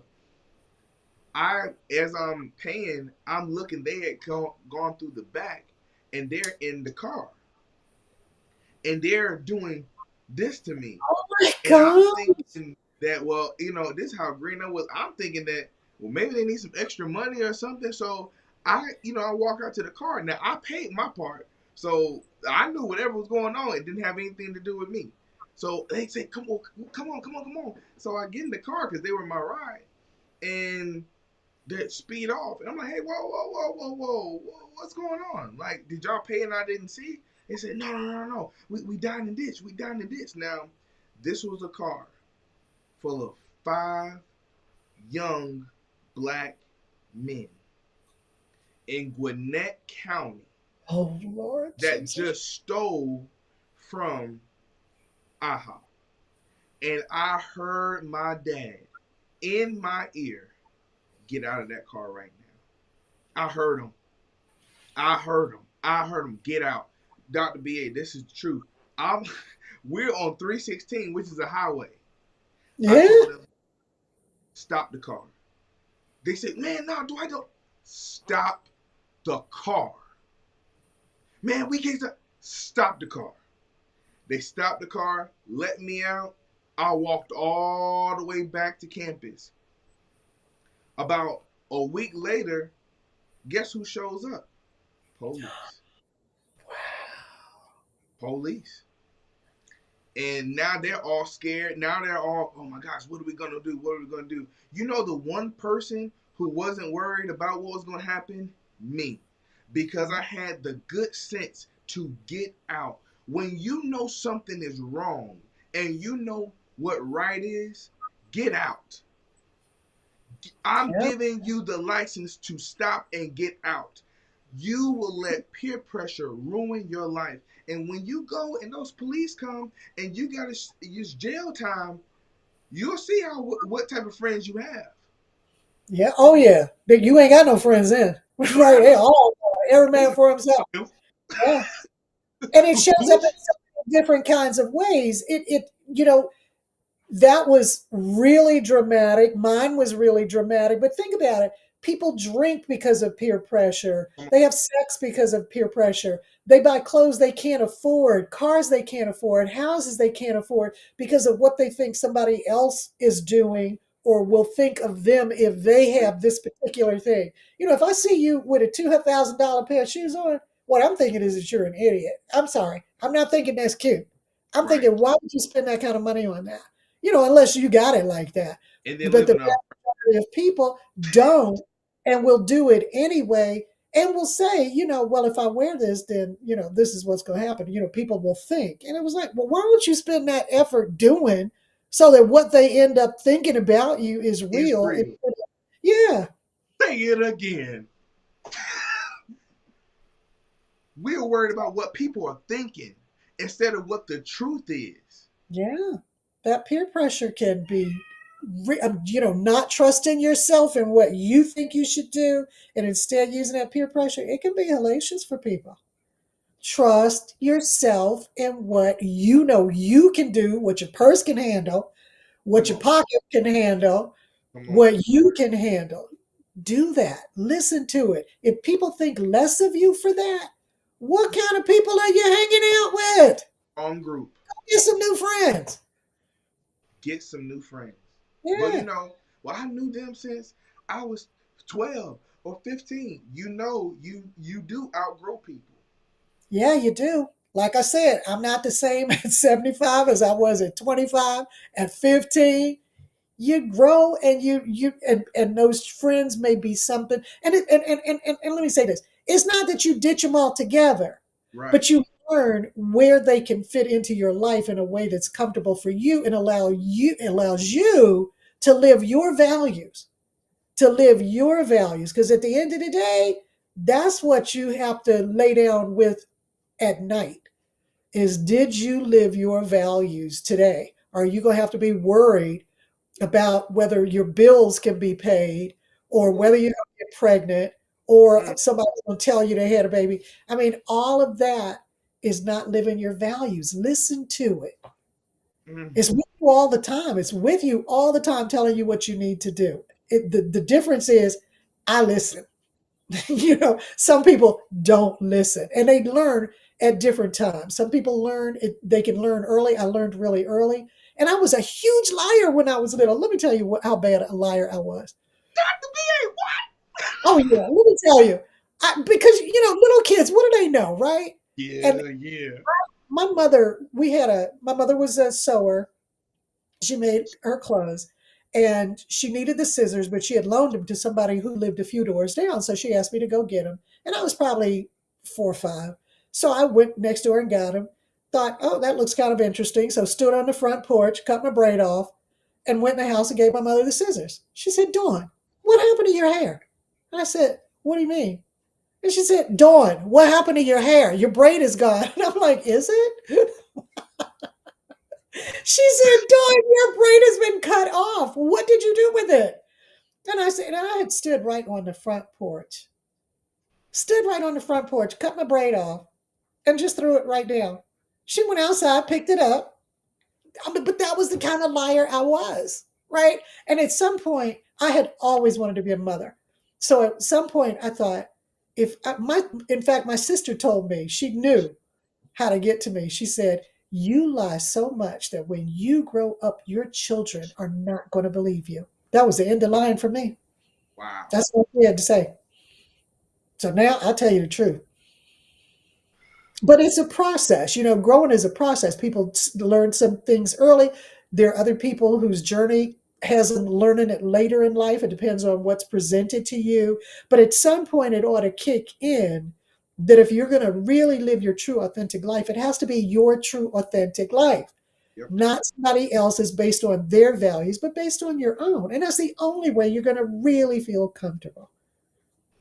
You're giving me so much introspection because it seems to me that at an early age, regardless if you knew it or not, something told you I'm gonna be important. So certain things I do that you're gonna be important Mm, because certain things that you decided not to do, right? that might impact even the relationships that you were in. And I know you loved all of them because you told me these stories before. Yeah. But there's something that I had to do. Like, I love you. I love you. I do. I love you. But if you get in the way of this, then I'm still gonna love you. But I need my time back. Because my time has to be dedicated to my purpose. And Yes. that is such a hard thing to say when people don't grow with you and you love them and you're in that dichotomous situation. What do I do? Especially Most if there's not anything concrete at that point that you think you're moving toward. That can be hard. That can be hard, but you have to trust it if that's what you're feeling. And like when it's over for me, it is over. with me, It is over. goodbye. And I give people a lot of leeway, a lot of leeway. But my mother used to say, Dawn, you can hate people quicker than anybody I ever saw. And I learned not to hate them, but the driving force is exactly what you said. I have something to do. I was sent here to do something. And I'm sorry, I don't care who you are. You could be family, you could be friends. But if you get in the way of that, that's not okay with me. And I'm okay with cutting you off. And I don't mean you any harm. I still, care about you. But the truth is, I got things to do. And if you get in the way of that, you're going to be the one that moves out. It's just too important. And I think that was a tool I was sent here with to be able to do that because everybody can't do that. Everybody can't But do it's it. a really important thing to do because otherwise you get caught up in the chaos and the nonsense. Mm-hmm. I'm over here worried about you and whether you're running around or you're doing this. And, it's distracting me from what it was I was sent here to do. And You I'm know, not getting distracted because the older you get, the more you realize that's what this is about. It's about this, not the rest of it. The rest of it ends up kind of serving a purpose of giving you opportunities to learn and grow because everything that happens, I believe, happens for a reason to teach you a lesson. So it's not, oh my God, why did this happen to me? No, the question is, what am I supposed to get out of this? I don't care how bad it is. What am I supposed to get out of this? Take what that is, and you don't have to get that lesson again. Don't take what that is, and that lesson will come up again. And each time it gets harder and harder. So you may as well listen the first time it comes around. So for me, being able to trust yourself to know that despite whatever else may be going on is such an important thing to do to stick with your purpose. Dr. VA, like I said, this is just a blessing. I have had many conversations with many of people, and they always come back and say, "Well, Dwight, I don't know what my purpose is. I don't know what my purpose is. I don't know what my purpose is." And you know what I tell them? I can Mm. tell because of how you're living. I can Mm. tell because you are too loose with your life. Mhm. Because you're Mm. taking unnecessary risks with your life. Because if you really knew that you were somebody important, that this world really needed you, because your purpose is God's gonna give you your purpose. He already gave it to you. What you do and you can't stop and how it affects people is your purpose. And you gotta just keep doing it and doing it and doing it. There are And you things to got to hear him when he tells you what your purpose is, because he's told you. he's told you. You Whether know. you hear it or not is a different story, but he Come has on. told you that. And that's why I love what you're doing because what you're doing helps people to be able to get the noise out Hmm. and get to what that purpose is. We have to. We are on borrowed time. I Hamilton, the stage play. I remember when I saw it the first time during COVID. They finally brought it to Disney Plus, and Dr. BA, I watched that play probably 162 times. I mean, I watched Yeah. it over and over and over, and it's 3 hours, and I watched it over and Yeah. over and over again. And Wow. the thing that got me was the sense of urgency that Alexander Hamilton had. That they kept saying he was running like he was running, he was writing like he was running Felt out of that. time. That he just That. everywhere he went, he kept talking about the same thing, how influential he was, how he had to get there. And unless you have that purpose and unless you recognize it, you don't understand it. You think, oh, I can sit down. I don't have to do anything today. I can procrastinate. That'll be it. I can't procrastinate. I literally cannot do it. I cannot do it. There is stuff that has to be done. I blinked and I'm almost 40. I remember being in college and I blinked and I'm almost 40. Yeah. I don't understand this sense of people saying, well, I got time. I got time. I got tomorrow. Do you? How do If you? you don't know what your purpose is, that makes sense. That makes perfect sense because you're not locked into that thing that makes you say, I've got stuff to do. Stuff to do. And again, I give people a lot of leeway. People come to it, based on their journey. They come to it at all different kind of times. What I want people to do is to realize it it really is there for you. It's It's there. not some people have it and some people don't. You have a purpose. That purpose can differ greatly. I told you, my brother, he was a leader from the time he was little. That's not me. That's not my purpose. Now Mm. you want something written, he'll say, Dawn, I need you to write me this. Okay, that's part of my purpose. I understand that I am wonderful with words, right? That's part of my purpose. Bringing an understanding to people, tapping into stuff that they may not think about when they are thinking about something to write out. That's part of my purpose. When people are presented with things and they do not focus, that allow themselves to focus on what's being presented, especially when it happens over and over again. And that's a lot of what you talk about. What are you good at? What do people keep asking you to do? Yep. You keep missing your message. And just like I did when and let me tell you, this is an important piece of figuring out which purpose is. You have to understand that when it's time for you to have it, it will be presented to you in a way that is absolutely tailored for you. Mm. Absolutely tailored for you. And that's why I say people come to it at different times, and I ain't mad at you if you don't know your purpose yet. Because I told you how I felt about teaching when I was in law school. When I finally ended up teaching, I thought about my history. Mm. I had been tutoring kids since I was in middle school. Wow. I had always been teaching people, but it never occurred to me to think of teaching as an actual vocation. My sister was a teacher, the sister that's closest to me in age. She was a teacher. Still never occurred to me. And it turns out that's what I was supposed to do. And it was like when I look back on it, my life was leading in that direction. So when it finally came, and the Lord was like, okay, you are not getting this piece, are you? You're not seeing that that's your purpose. The way He gave it to me was to have the head of the agency I was working for. And there were three people that headed up the agency, the only black one. I was walking down the hall one day and he said, come see me in my office. And I didn't even think he knew who I was. And he said, his first question was, are you interested in teaching? And I'm like, no, I'm a lawyer. Like, I'm a lawyer for you. What are you talking about? And then he said, are you interested in moving south? And it was like, no. And then I realized I'm talking to the head of the agency. He has asked me two questions. I have said no. And I have two little girls that need to be fed every day. Right. The next, you need to find a yes somewhere in there.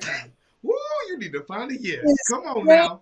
question was, will you allow me to send your resume with others that I'm sending to my old boss in Florida because he's looking to have somebody create a class that addresses something that he had seen the whole time he was head of the Public Employee Relations Commission of New York.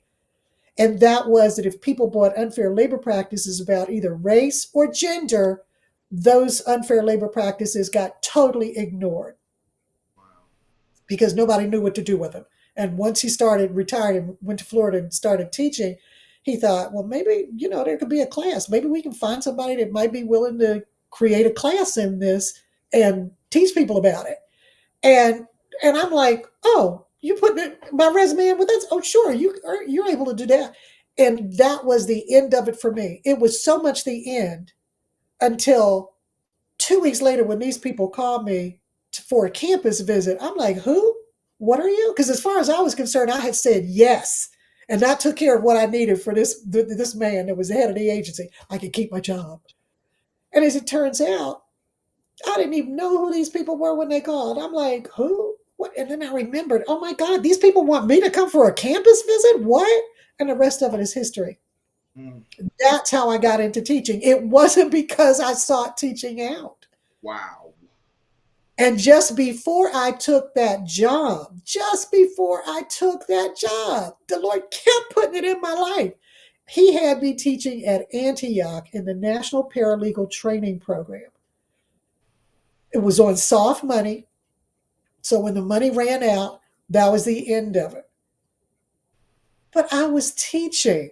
I was teaching people who had been farm workers in fields. They had never sat in a professional school setting before. I was teaching them how to be paralegals. That still wasn't enough. So it was like, okay, you think you want a job as a lawyer again? Okay, we'll give you a job. And then the person at that job that headed up the agency, who the hell ever talks to the head of an agency they work for? Right? Exactly. That didn't even happen. Mm-mm. That's the way it was supposed to be. So when it's presented to you, you may not understand it, you may not get it, it may have to keep coming over and over, but at some point you need to listen. You got to. You need to listen. You need to. Oh my gosh. I mean, this is you brought me back to I read The Alchemist probably about 4 or 5 times. Yeah. And when he talks about the omens and how omens are planted in your life to direct your path. Yep. They're there. We have to stop ignoring our omens because it's only going to make our life more difficult. There's a path for us.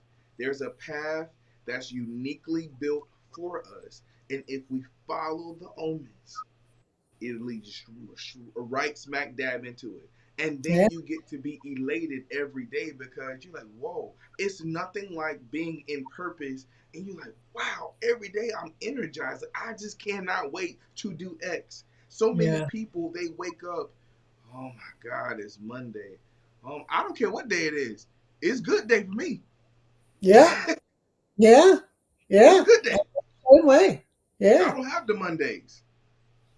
But it's And I because, think and I think for you, especially when you walk in your purpose, if you are the kind of person whose purpose is to help others, that's like an extra added bonus.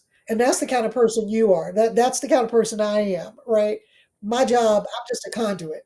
I'm about exactly, helping other people. That's what that's about. That's what those letters are about for me. I'm just glad that you got something out of this. Not, oh, this is so awesome that you feel this way about me. It's like, I'm so glad you got something out of that. I'm so glad I was able to help you.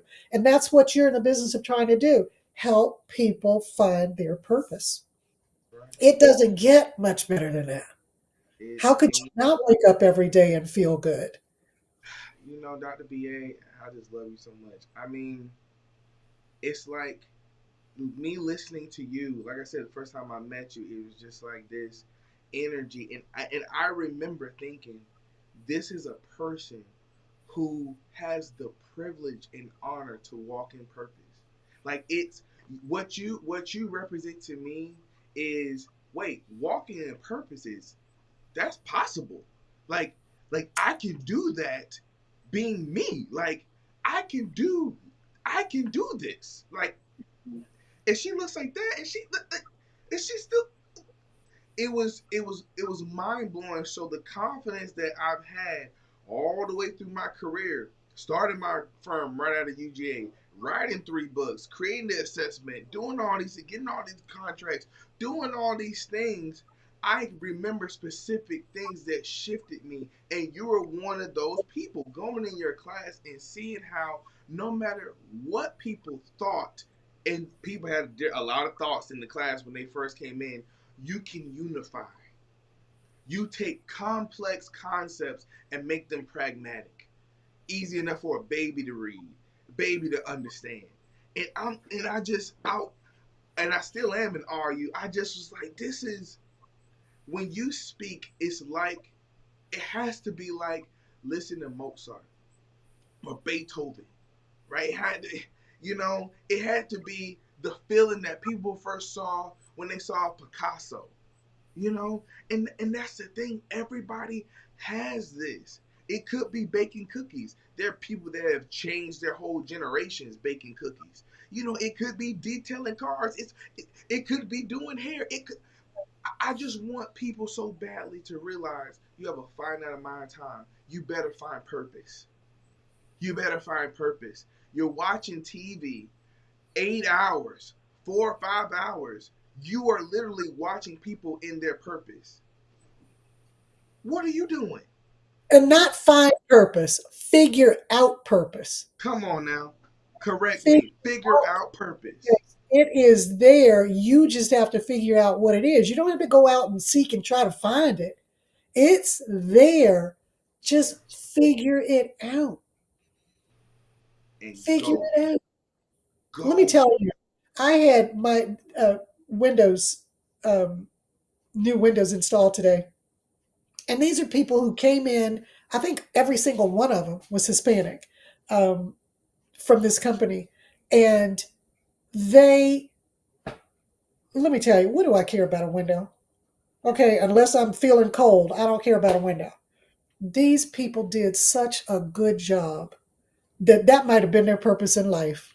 Now, I want you to maximize yourself. But what they did just in putting those windows in, Come on now. they did an extraordinary job of it. Every single thing was in place. They looked good. It was clean. It was just done so well. They never asked me a question. They never bothered anything. They just came, did what they were supposed to do, and they left Mm, over my whole house. mm. That was purpose. You were That, doing what you were supposed to do at that time. Now, you may decide that you want to do something else later, but you did it well. And I mean, there wasn't a thing I could have said that was like, well, clearly this is just a placeholder for you because you don't give a crap about what you're doing up in my house, right? right. No.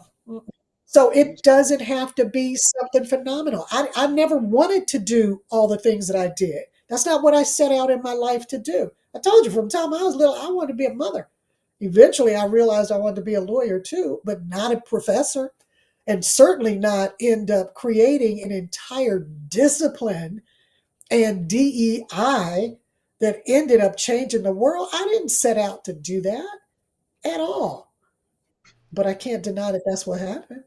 that's what happened. And I appreciate you for putting things in context because as far as purpose is concerned, when you execute something, especially if you love it, and people love to see you do it and appreciate what you do, you're walking in purpose. This is why I make sure I respect everybody that I come in contact with. Yes, You may yes, overlook the janitor until everything is dirty. You may overlook the trash man, but let him stop running. You may overlook the cashier or the waitress. Let them stop doing what they do. yeah, This elitist mentality, I'm better than somebody. No, we are all cyclical. We have to have everybody working together in their gifts, following through to make this world work. And so when yes. people aren't doing that, you're throwing off the whole ecosystem. You better make sure that you're respecting everybody who's working, who's doing their job, because they're making your life easier. That's value. That's Absolutely. purpose. When they do it well, I always thank them. And, people say, I'm just doing my job. It's like, you know what? There are a lot of ways you can do your job, and you did this really well. You did it well. That's what they would think of as it's known as sort of soft diplomacy, because what you're doing is you're encouraging them and making them realize people do see me, they do see how I'm working, and what will they do? They'll try to work better. It's Why would reciprocity. you want to do that? You And you are plus, that's feeding somebody's mom, into. somebody's Come on. sister, somebody's wife, somebody's husband. Why wouldn't you treat them with respect? They happen to have that job, you happen to have yours, but nobody's better than anybody else. That you don't Better know you. what their circumstances are. Oh my gosh. And my Confidence. people taught me people don't have to be nice to you. So when I they are, really appreciate it when they are. And say the thing all the that makes me saddest is that people are taken aback when you act like you appreciate what they do.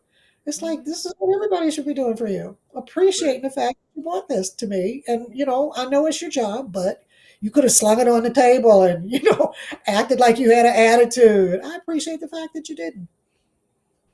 a lot of people, a And lot, don't appreciate other folks. yeah, It's sad. It's sad. All right, self confidence, which you have a ton. I mean, this is just again. I just want to thank you for your time because this is just every time we talk, you make me better. I'm just grateful that the world gets to see, you know, you.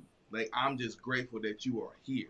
Self confidence, and I love this because I think there's movie, A Beautiful Mind, and you certainly have that. Your mind is your masterpiece, and that is the truth.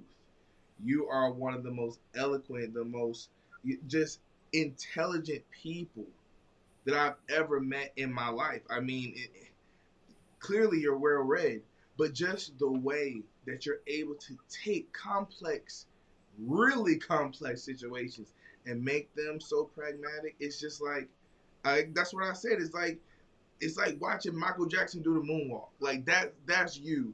And that mind that God gave you that you have crafted and kept feeding over the years. People stop feeding their mind. And you can tell because of some decisions they make. You can't stop learning.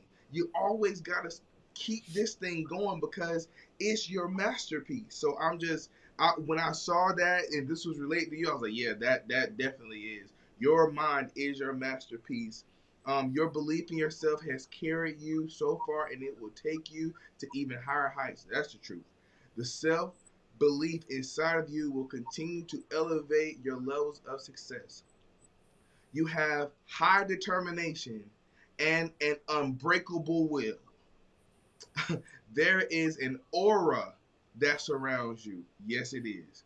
When you can execute what you have learned and mastered, it is a beautiful sight to behold. Continue to work hard and let no one dictate your work ethic.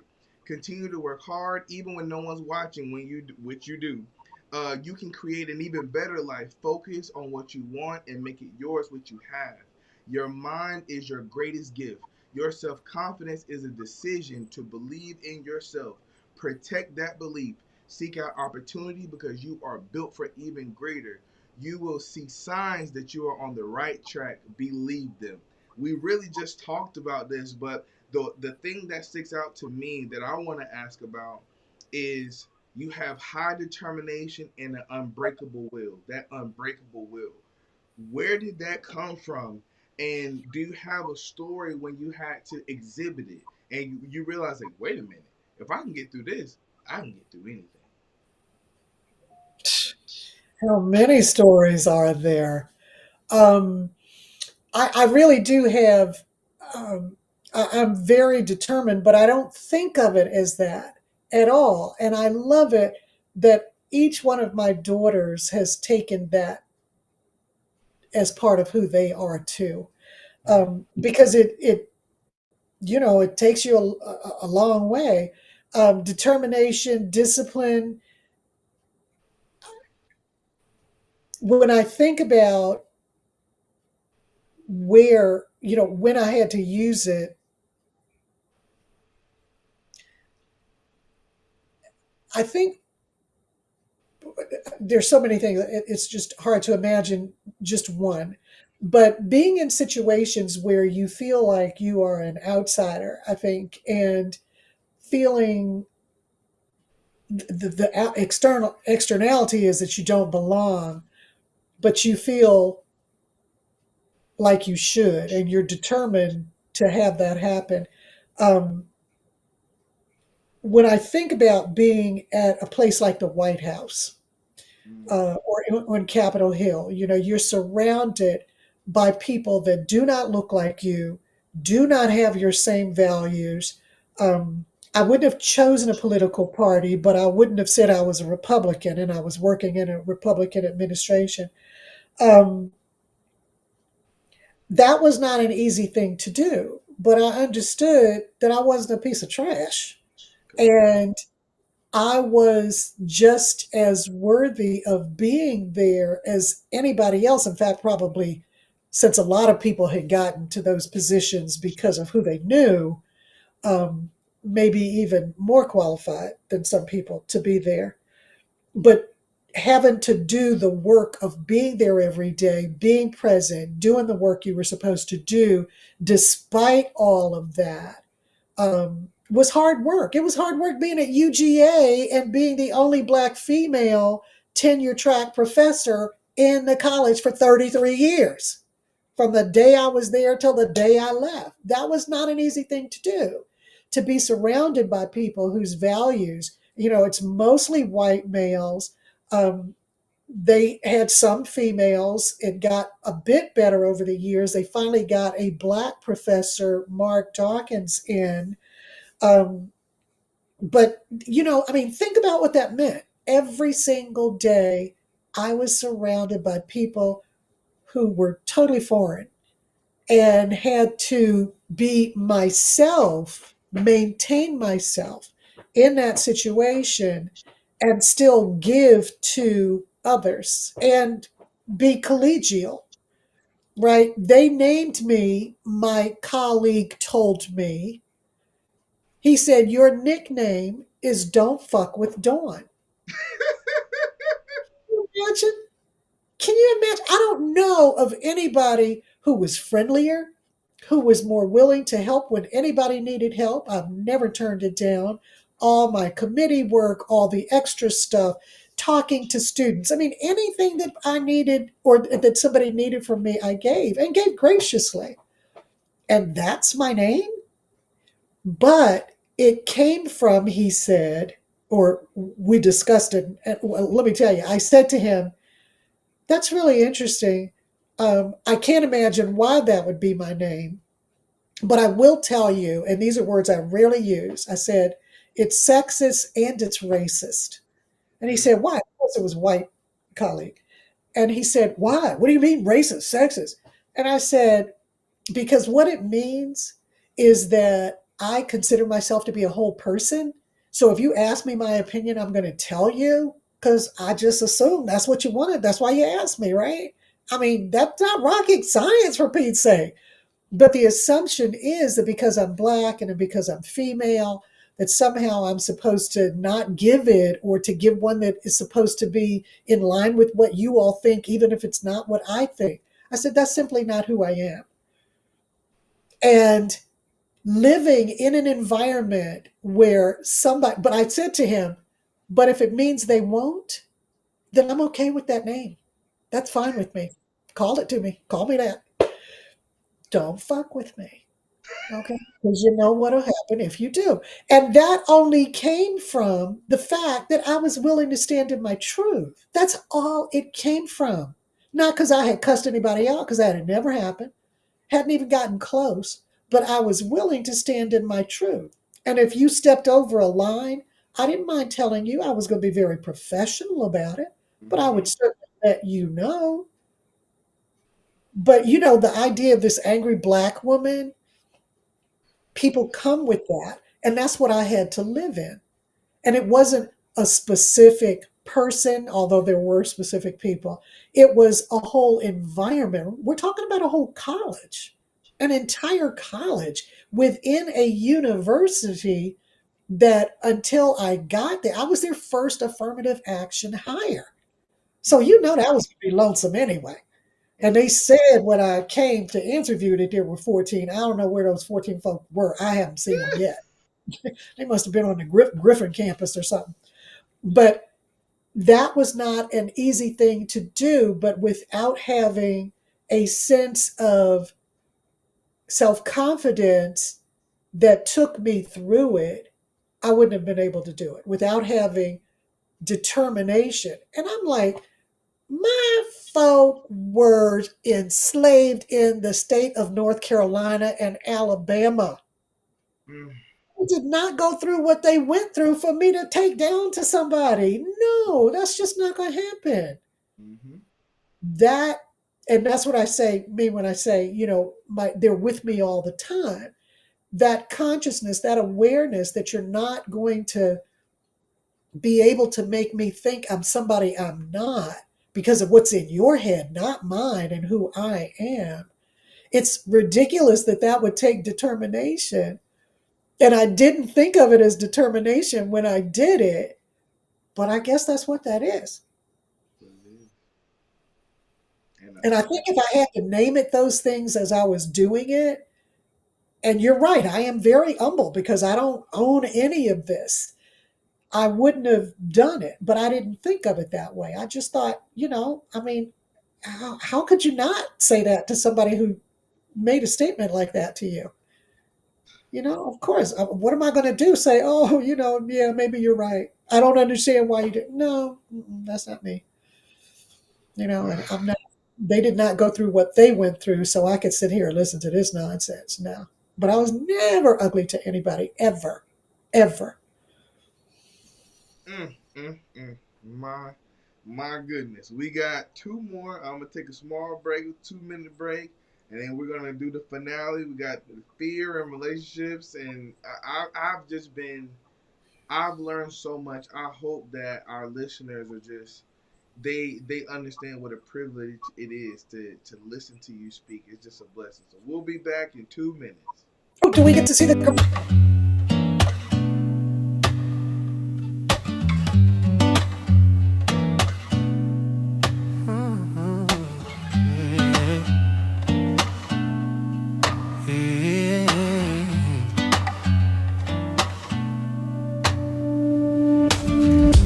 Are you sure that you love me? Are you sure that you care? Because your actions are matching. You said you'd always be here. People come, people go. Which one are you? Things might change, might stay the same. What are you gonna do? 'Cause I need to know. Are you sure that you love me? Are you sure that you care? Because your actions are matching. You said you'd always be here. People come, people go. Which one are you? Things might change, might stay the same. What are you gonna do? 'Cause I'm begging, I'm begging, baby. I need to know. I'm begging, baby. I need to know.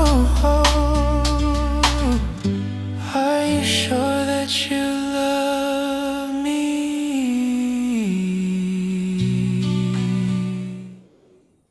All right. We are back in action. Two Um, more to go. Two more to go, and I'm not gonna lie, I cheated. I went and I said I just wanted to see the comments are going crazy about you. They are. I had to see. The comments, they I'm just glad that people are getting a chance to experience this. I'm overjoyed. I'm so grateful for your time. Like I really am. I got a gift for you too. I'm gonna have to bring it to you in person. So Oh, I get to just see you. Awesome. oh yes, oh for sure. Oh yes, very soon, very soon. Okay, two more. So fear, which you had a high score in, so you're pretty fearless, which as we can tell makes sense. The courage to inspire. You rarely let fear hold you back. Confidence is your companion. This is a theme for you. The confidence is like it is such a thing. Though moments of hesitation remind you that there's still growth ahead. You've conquered before and you'll do it again. When doubt creeps in, remember those who benefit from your courage, which you do. Every time you face fear, you offer others a reason to hope, and you do that every single day. So lean into the discomfort. Your bravery is a beacon. Every time you conquer fear, you give others hope. And like I said many times on this broadcast, you being you helps me to be me. Like it just does. Like the fact that, someone can be this articulate and still be confident in themselves, and you just seem like you are just fearless. Like, and I'm sure there's been times in your life that you've had, had fear. You're not a robot, you're a person, right? So I understand that, but there is a courage about you that is invigorating to me. And so I would just like, and I know a lot of people right now, we talked about this before we got on, the times we're living in. People are afraid. They are afraid to lose their jobs. They're afraid of what the government might do. They are afraid, do I live abroad? Do I stay home? They don't know, will my children grow up or will they not? People, I've gone to school, I've gone to college, and guess what? This degree doesn't mean anything now. What do I do? There are more people that need jobs than job openings. There's a ton of fear going on in this country right now. But Dr. BA, you have seen a lot in your 75 years, and you are gorgeous, by the way. I have to put that out there. But you have seen, I mean, that's 7 decades. So when people say they are afraid, you really know what you have seen what fear really can be in this country. So Yeah. where did your courageousness come from? If you have stories of where you had to, I mean, you've seen a lot. You've seen a whole lot. So I just want to know where that courageous bone came from, and how did you stand on it? Like how do you continue to be courageous in spite of fear? Because that's what people need. They need the do it anyway, do it anyhow, and you do that. Where does it come from? If I could attribute it to one thing, it's that I understand that I am divine. Woo. I understand that I am not alone, that I'm here for a purpose, and that I'm His. Mm, And He will take care of it. So when I feel fearful, I keep walking because I understand that there is something greater than my fear that's taking care of me. Right. So and being able to say it will be okay, you're not going to have the worst case scenario happen, is such an important piece. But having a North Star is mm, so important because it's there when all else around you seems to militate against it. There mm, are times when clouds get in the way, and I have to tell you, the most fearful I have ever been is when we had the last election outcome that we did, mm, because I'm not sure, I don't think realized until it was no longer the same how important our country was. And I say that as somebody who has traveled all over the world. I understand what it means to not be in your environment, to not be in your country or surrounded by people who, though they're different from you all have something in common that you don't even recognize as that until you go away to another culture that is totally not like yours.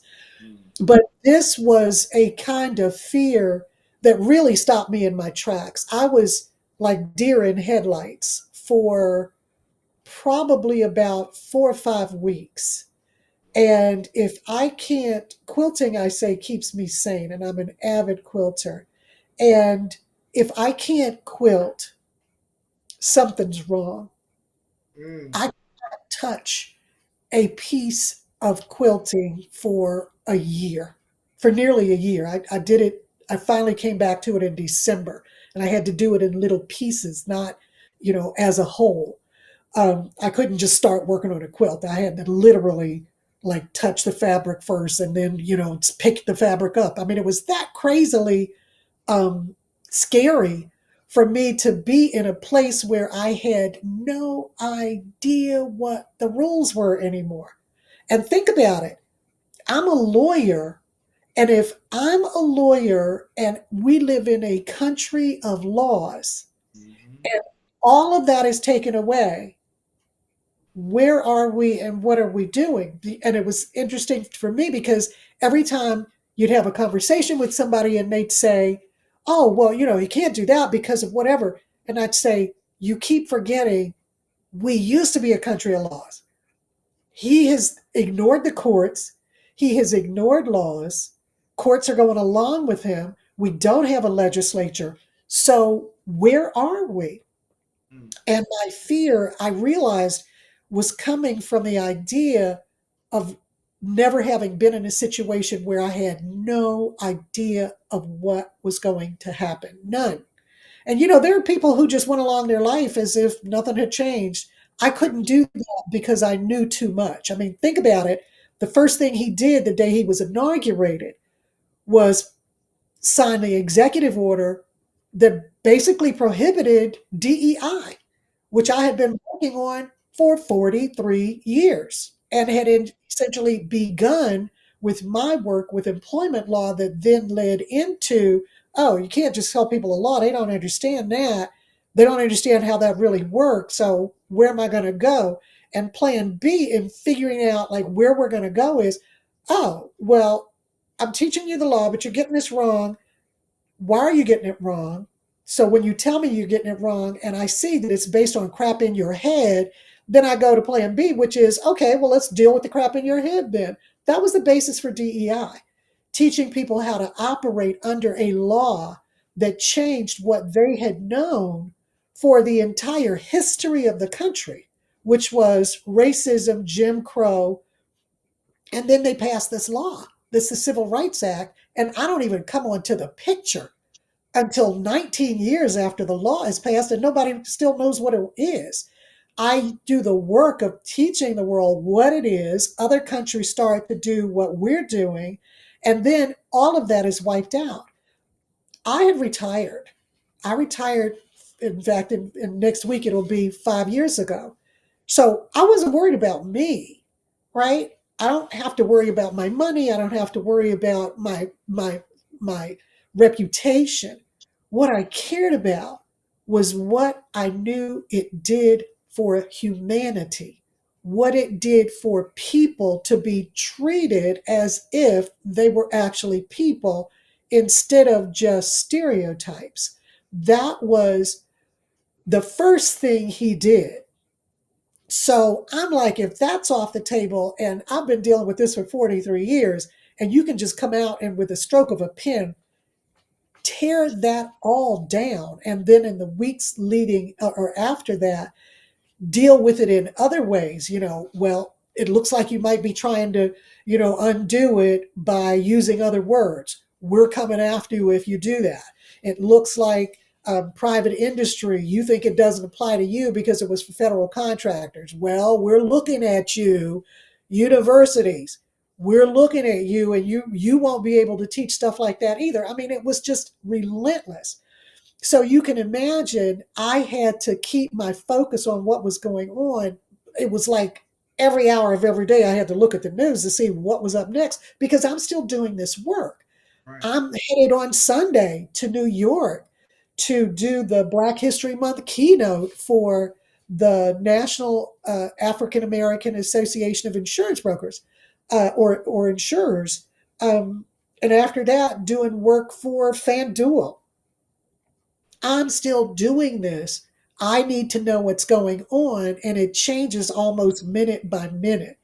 That kind of fear of what it did to countries, what it did to who had looked at us for how they should treat people and now saw that it was okay to treat them any way you wanted to, what it did for people who had expectations that the law, Title VII, is still in place that prohibits discrimination on the basis of race, color, religion, gender, national origin.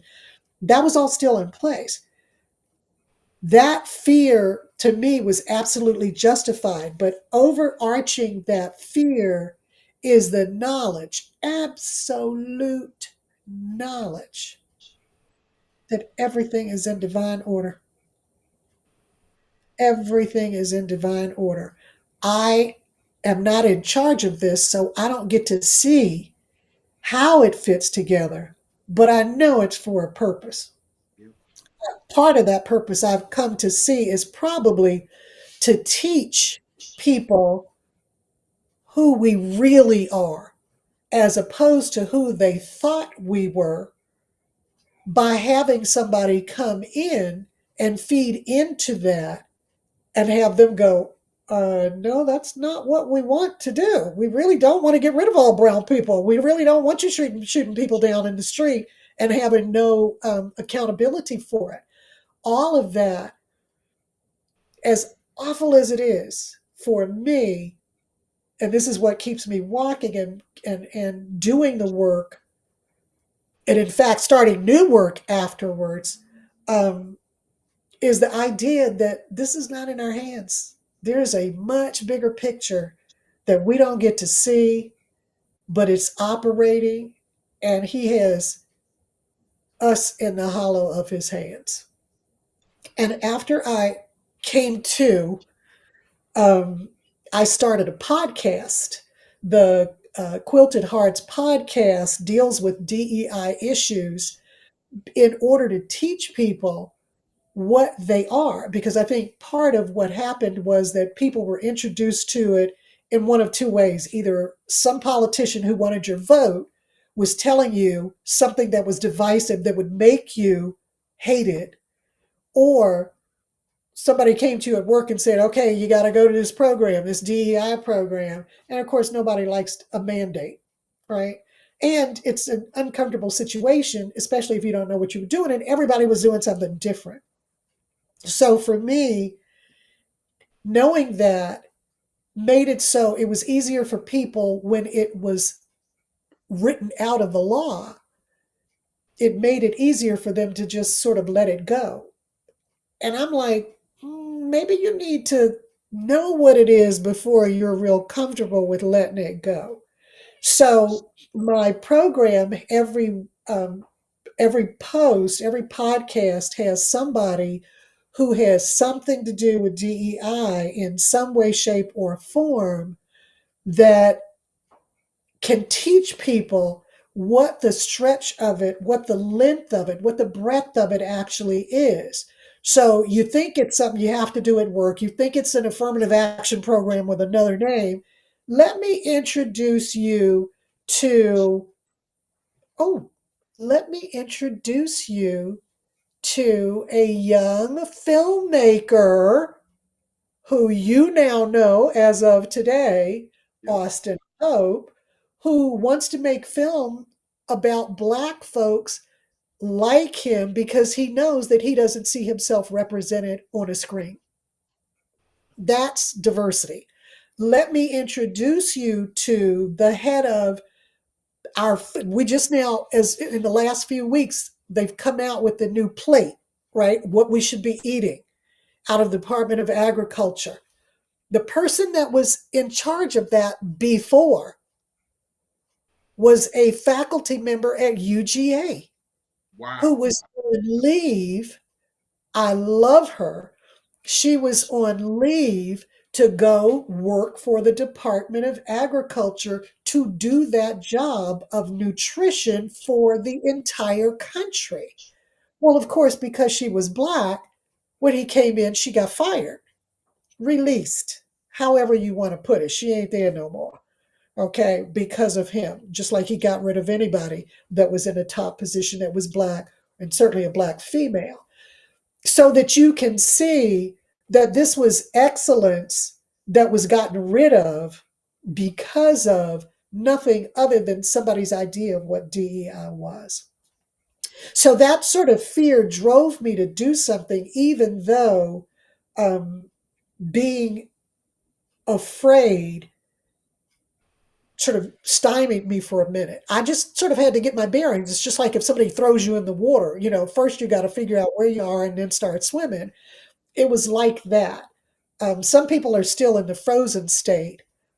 I was not willing to stay there. I also, after I retired, there are 4 books now in the Quilt Journeys Mystery Series available on Amazon, that I write with my niece, and they are cozy mysteries that came from students saying, Dr. B.A., other people need to know this. Like they go home, talk to their friends, their family who were not in my class, and they say, but this is stuff people need to know. You need to take it to a broader audience. And I hadn't thought about how to do that. And it occurred to me this would be a really good vehicle for that. Although, and people need to know this for themselves, not for me. But I didn't start out to write that. My niece came to visit. She asked me a question. I started to deal with that question. And the question was about quilts. Tell me about your quilts. And she saw a stack of them that I had made. And the Lord, I told you, when He's got something for you to do, He puts it in a way that is for you. I love my niece dearly, but she knows if she was sitting here, she would tell you that I know that she is brilliant, very creative, but never finishes anything. So when I was telling her about the quilts that I didn't even think had a story. She said, "Oh, we should write a book about a quilt." So the next morning I woke up and I opened up the computer and I said, okay, so what happens? And she said, what happens to what? And I said, well, you said we ought to write a book. What's it Mhm. about? Tell me about it. So what happens? So she said, okay, well, a woman goes into a thrift store and sees a quilt. And I said, hold on. So I wrote and wrote and wrote. And then I said, and then what happens? And she's like, Aunt Tony, what are you doing?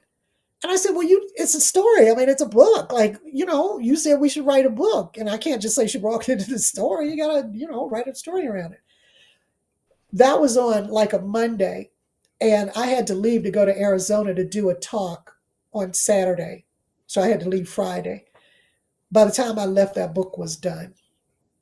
By the time I got 20 minutes into it, I said, this is the Lord's work. This was not about her asking me a question. She specifically asked me that question because I knew how I felt about how she was so good but never finished anything, and I wanted to show her we could do something and finish it. That is where that book came from. But what I love is that each one is about a quilt, but it's all about DEI. So it's not only about a quilt, but it's about a quilt that does something really weird. And in order to figure out why it's doing this weird stuff, you take a journey, which is where the journey comes from. You take a journey through some aspect of DEI that teaches you stuff that you just never knew. So you think you're reading a mystery, and they're wonderful. I love them, even though I wrote them. I take no, I mean, that's not the part that I care about. What I love is a good story. Mhm. And they're great, great stories. You just think you're reading a mystery, but you're reading all of this stuff about people that you never knew. Because the thing my students would always say, they would get really perturbed when they found out why we were studying this law. So instead of just saying, okay, this is the law we study, and let's go at it, it was like, let me put it in context because it's going to fight some of the stuff that I know you're seeing. So, like, you're looking around the room, you see people that don't look like you see women. So, let me tell you why. And so, what we do is we talk about from 1865, when the Civil War ended, up to when the law was passed, like what the world was like. So, why did Congress think they needed to pass this law? This is why they needed to pass it. Well, by the time we do that, and I mean, we're just talking about one class, and they're just a little thumbnail sketch of the history. They're like, okay, why didn't I know this? Like, I am so angry that I don't even, because I taught upper level students, I'm so angry that I'm finished with all of this stuff where I should have learned this and I don't know it. What is somebody trying to hide from me? And, I don't think I ever had a class where somebody did not. We didn't have a whole discussion about that. And I would say to them, you need to think about that. You need to think about why you didn't know this, what somebody was trying to hide from you, because what they would say is, if I had known this, it would have made all the difference in the world. Well, I guess that's why you don't know it. Because they knew you would, if you knew it, it would make a difference. And because of that, they kept it from you. And I'm not even trying to give you that. I'm just trying to put the law in perspective and context. And this is just a tiny bit of it. And you got all of that out of it. So the Quilt Journeys Mystery Series ends up giving you a lot of the stuff that people just don't have. And you can see from what people are posting now that the stuff is coming out. And you get all these white folks who are saying, we didn't know this. And, if we had known this, it would have made a difference. I'm so sorry that we didn't know this part of the history. Well, my book's totally different context. It's not a textbook, it's not a podcast. It's just a cozy mystery. And you read it and you find out all this stuff. But it was in part to deal with what it was that DEI had done, what the world had done, and how much needed to be known that was not. It took a lot to put that out there. It takes a lot to put myself out there. Somebody said to me, I went to do a session for a company, and somebody had all four of my books in their hand and said, I want you to sign them. Now, that part, that goes over me. But I opened the book because every single one of them is completely tabbed. There are all these tabs all the way through. So I opened it to see what is going on. And they have marked all over it. And I said, what are you doing? And, written all in the margins. And they said, your stuff is just so deep. It's so good. It made me think of stuff I had never thought about before. So I just marked up the whole book. I mean, it was like every time I was reading something, it was something I needed to mark up. That's amazing. They got it. It was doing exactly what it was meant to do. So fear for me, sometimes it stops you dead in your tracks. Sometimes it comes from things you did not anticipate.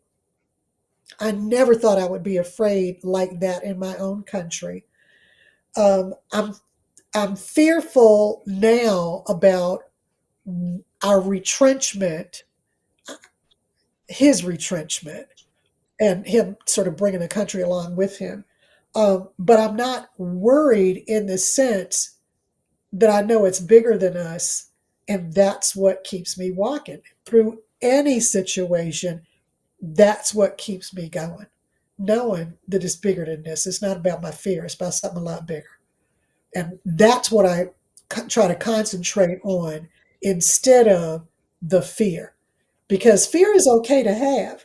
It's what you do with that. And any hero will tell you it's not that I'm a hero for being brave.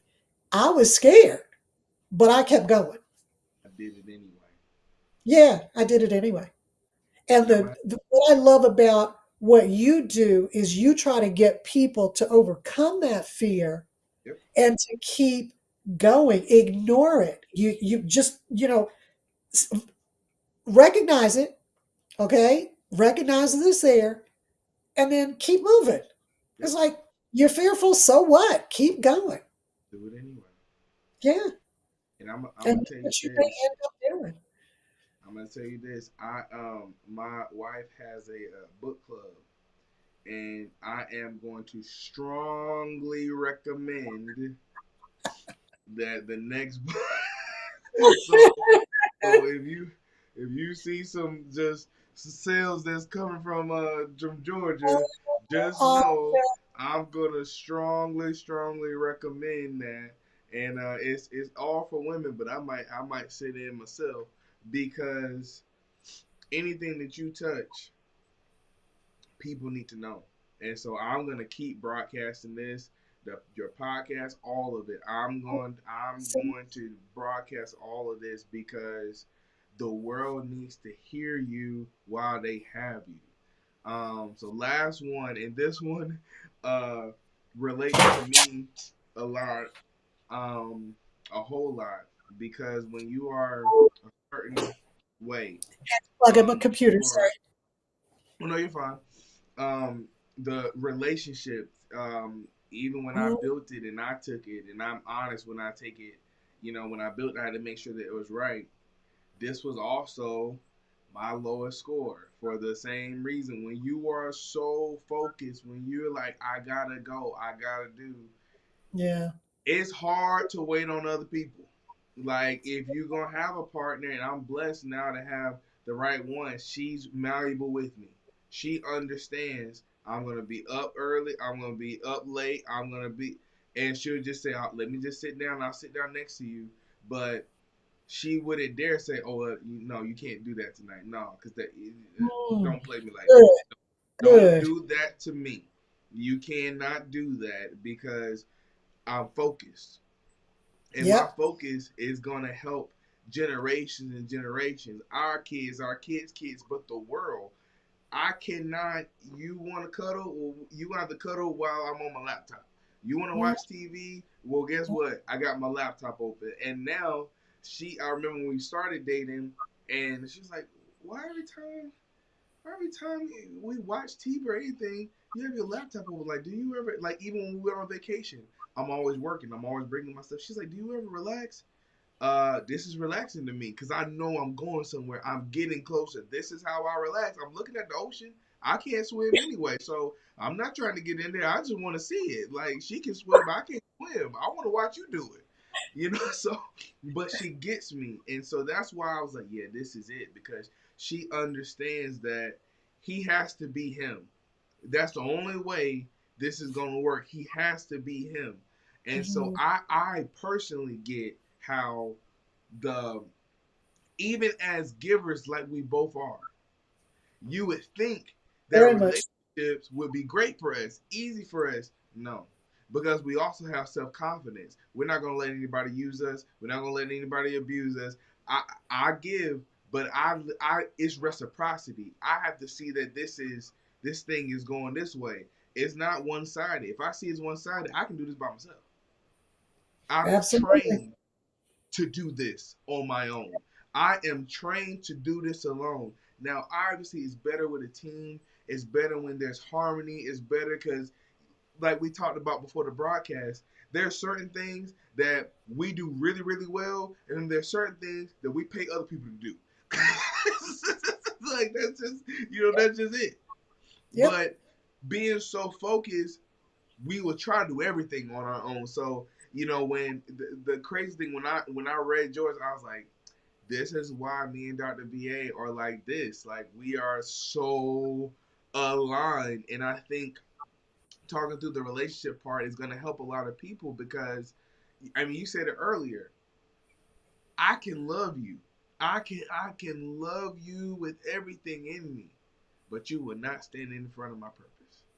You won't get Yep. in the way of that. Yep. And so I think this part is really, I'm glad it's last.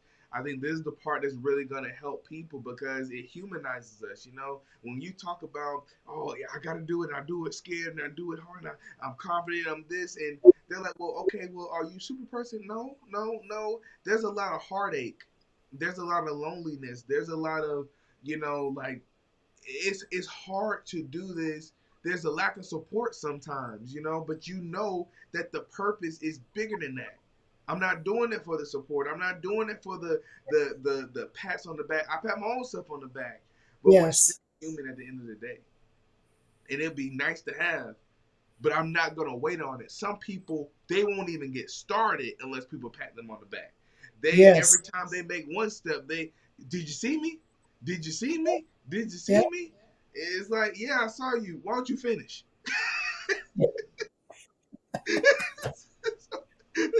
So I have to catch myself now, you know. I Yeah. have to catch myself having smaller kids, and it's like, every second, did you see me? Did you see me? And I'm like, yes, baby, I saw you. I saw you 5 minutes ago too. When you showed me the same picture, I still see it. These eyes are still looking at the same picture, but I understand that, Oh my some God. they need it. That's their Yes. fuel. Yes, they do. Our passion is our fuel. But some people, it's adulation, it's the applause, it's the Yeah. encouragement. That's our fuel. The Bible says, David said, I had to learn to encourage myself. And if you look Yes. at David in the Bible, look at his life. There's a lot of loneliness there. There's a lot of pain there. He was not the best in relationships. As Bathsheba. Like, he was one, I see what I want, I'm going to get it. so, so I could definitely relate. I see it. I'm getting it. It's not a question. When my wife came in the first day I saw her, I didn't care who she was with, and she was dating somebody. I literally let her know, yeah, that's gonna end. That's gonna end now. Now you Wow. met me. That's over with. I'm for real. You can ask her. That's over with. That I is, it, was when I saw her, and when the way that she talked to me, Dr. BA, I was married and got divorced, and that was tumultuous, and then I never thought I'd get married again. I was married to what? mhm. To not me? Never, ever, ever, ever, ever, ever. But I tell you, when someone loves you correctly, it changes everything. Yeah. And I can say that because I have platonic relationships that I've been loved correctly, like you. For instance, Mm, when I it was love at first sight. Like, it was like, this is, I guess, this is, we understand each other. My brother Darius, we never even had an argument. I've known him forever. And wow. anybody who knows us, we're very competitive. We work hard. You would think we were super argumentative. Never even had an argument because we understand each other. And when you get understanding as a driven person, it's just like you hit the lottery. But Mhm. when you with people and they don't understand why you gotta work at 2 o'clock, or why are you writing this book, or why, like, can't you take a break? No. Why are you take too many breaks? I got a problem with you. Do you ever work? Why you just got to work? You already want a break. Like, what is going on here? So this is this part I understand. I think this is going to be more for our viewers, but I understand it because it is me. So build the team, build the legacy. You will trust yourself and your abilities before you lean on others. You think? Absolutely. Yes, I will, because I put the work in. You enjoy the team or relationships, and we do aspect, when we can be control of the situation. And that doesn't necessarily mean you control everything, but everything's in order. You know, you gotta Mhm. have order. There's a certain order to things. Like, listen, we gotta get this done, then let's play. We gotta do this, then let's play. Let's go here, then let's play. It's not. I don't feel like doing anything today. Well, you gotta get away from me because I feel like doing stuff today. Like, there is. You don't become successful by playing around. You have to have a focus on this thing. And you look crazy sometimes. My wife, she's like, I've just never seen anybody work as hard as you work. Yeah. Yeah. I Right. like it that way. I like it that way because I'm going somewhere, and as she's seeing, that'll be our whole downstairs now. We built 2 podcast rooms. all downstairs. This used to be like a living room. It used to be all that. I said, get it all out.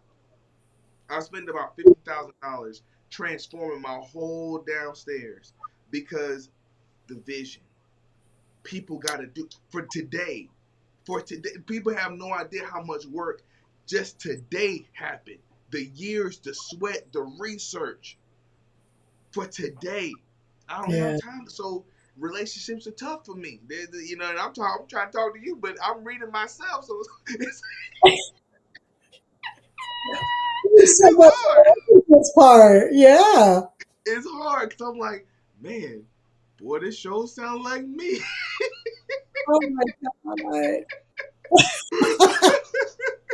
Okay, I'm gonna focus. All right, it's important to realize that no one attains success on their own. You need people to help if they're the right people. Um, and there is nothing wrong with that. Learn to give a little more credibility to the power of team.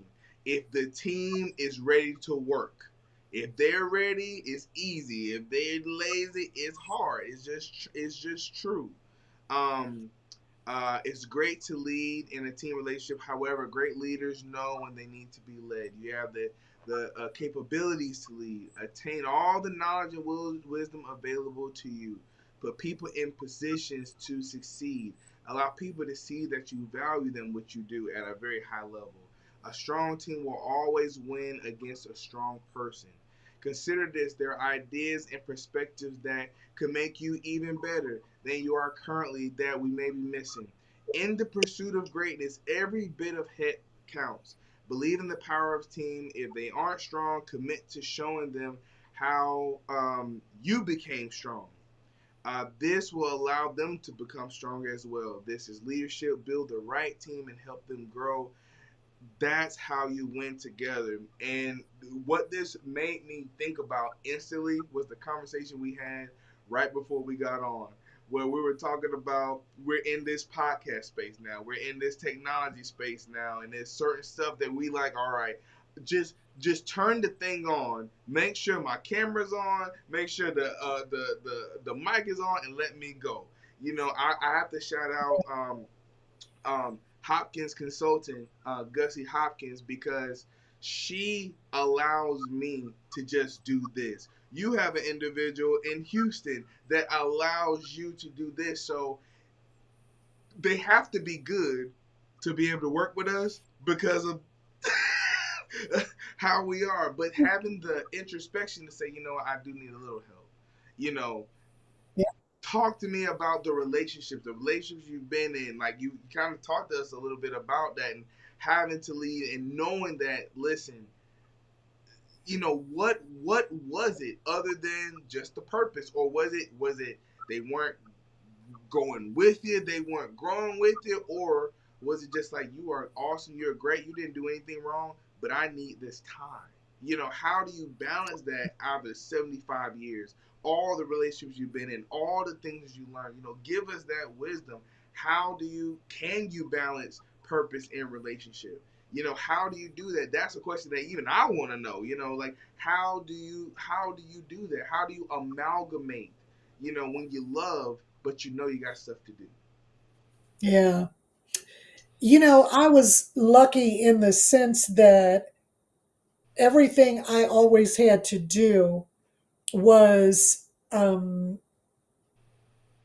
didn't work at a 9 to 5 job. I mean, I had to be in class, I had to be at meetings, but everything else I could work around whatever was going on. And the I can't say that I ever had a relationship that suffered because of the commitments I had to what it is I had to do, right? The work I was doing. That simply wasn't the nature of mine. Now, and it's not the same for everyone. Um, and remember, for me, you knew you had a purpose and you were working toward that. I didn't realize, because I go through the world differently, that what I was going to do would be what it ended up being until probably after I retired and looked back and said, Jesus, you did what? Wow. I mean, I look at my resume and my resume is not even, I mean, it's just my resume, right? But I told my daughters, if they memorialize me after I die through an obituary, through a memorial service, or whatever, and they only talk about what I accomplished professionally, I was going to haunt them for the rest of their lives.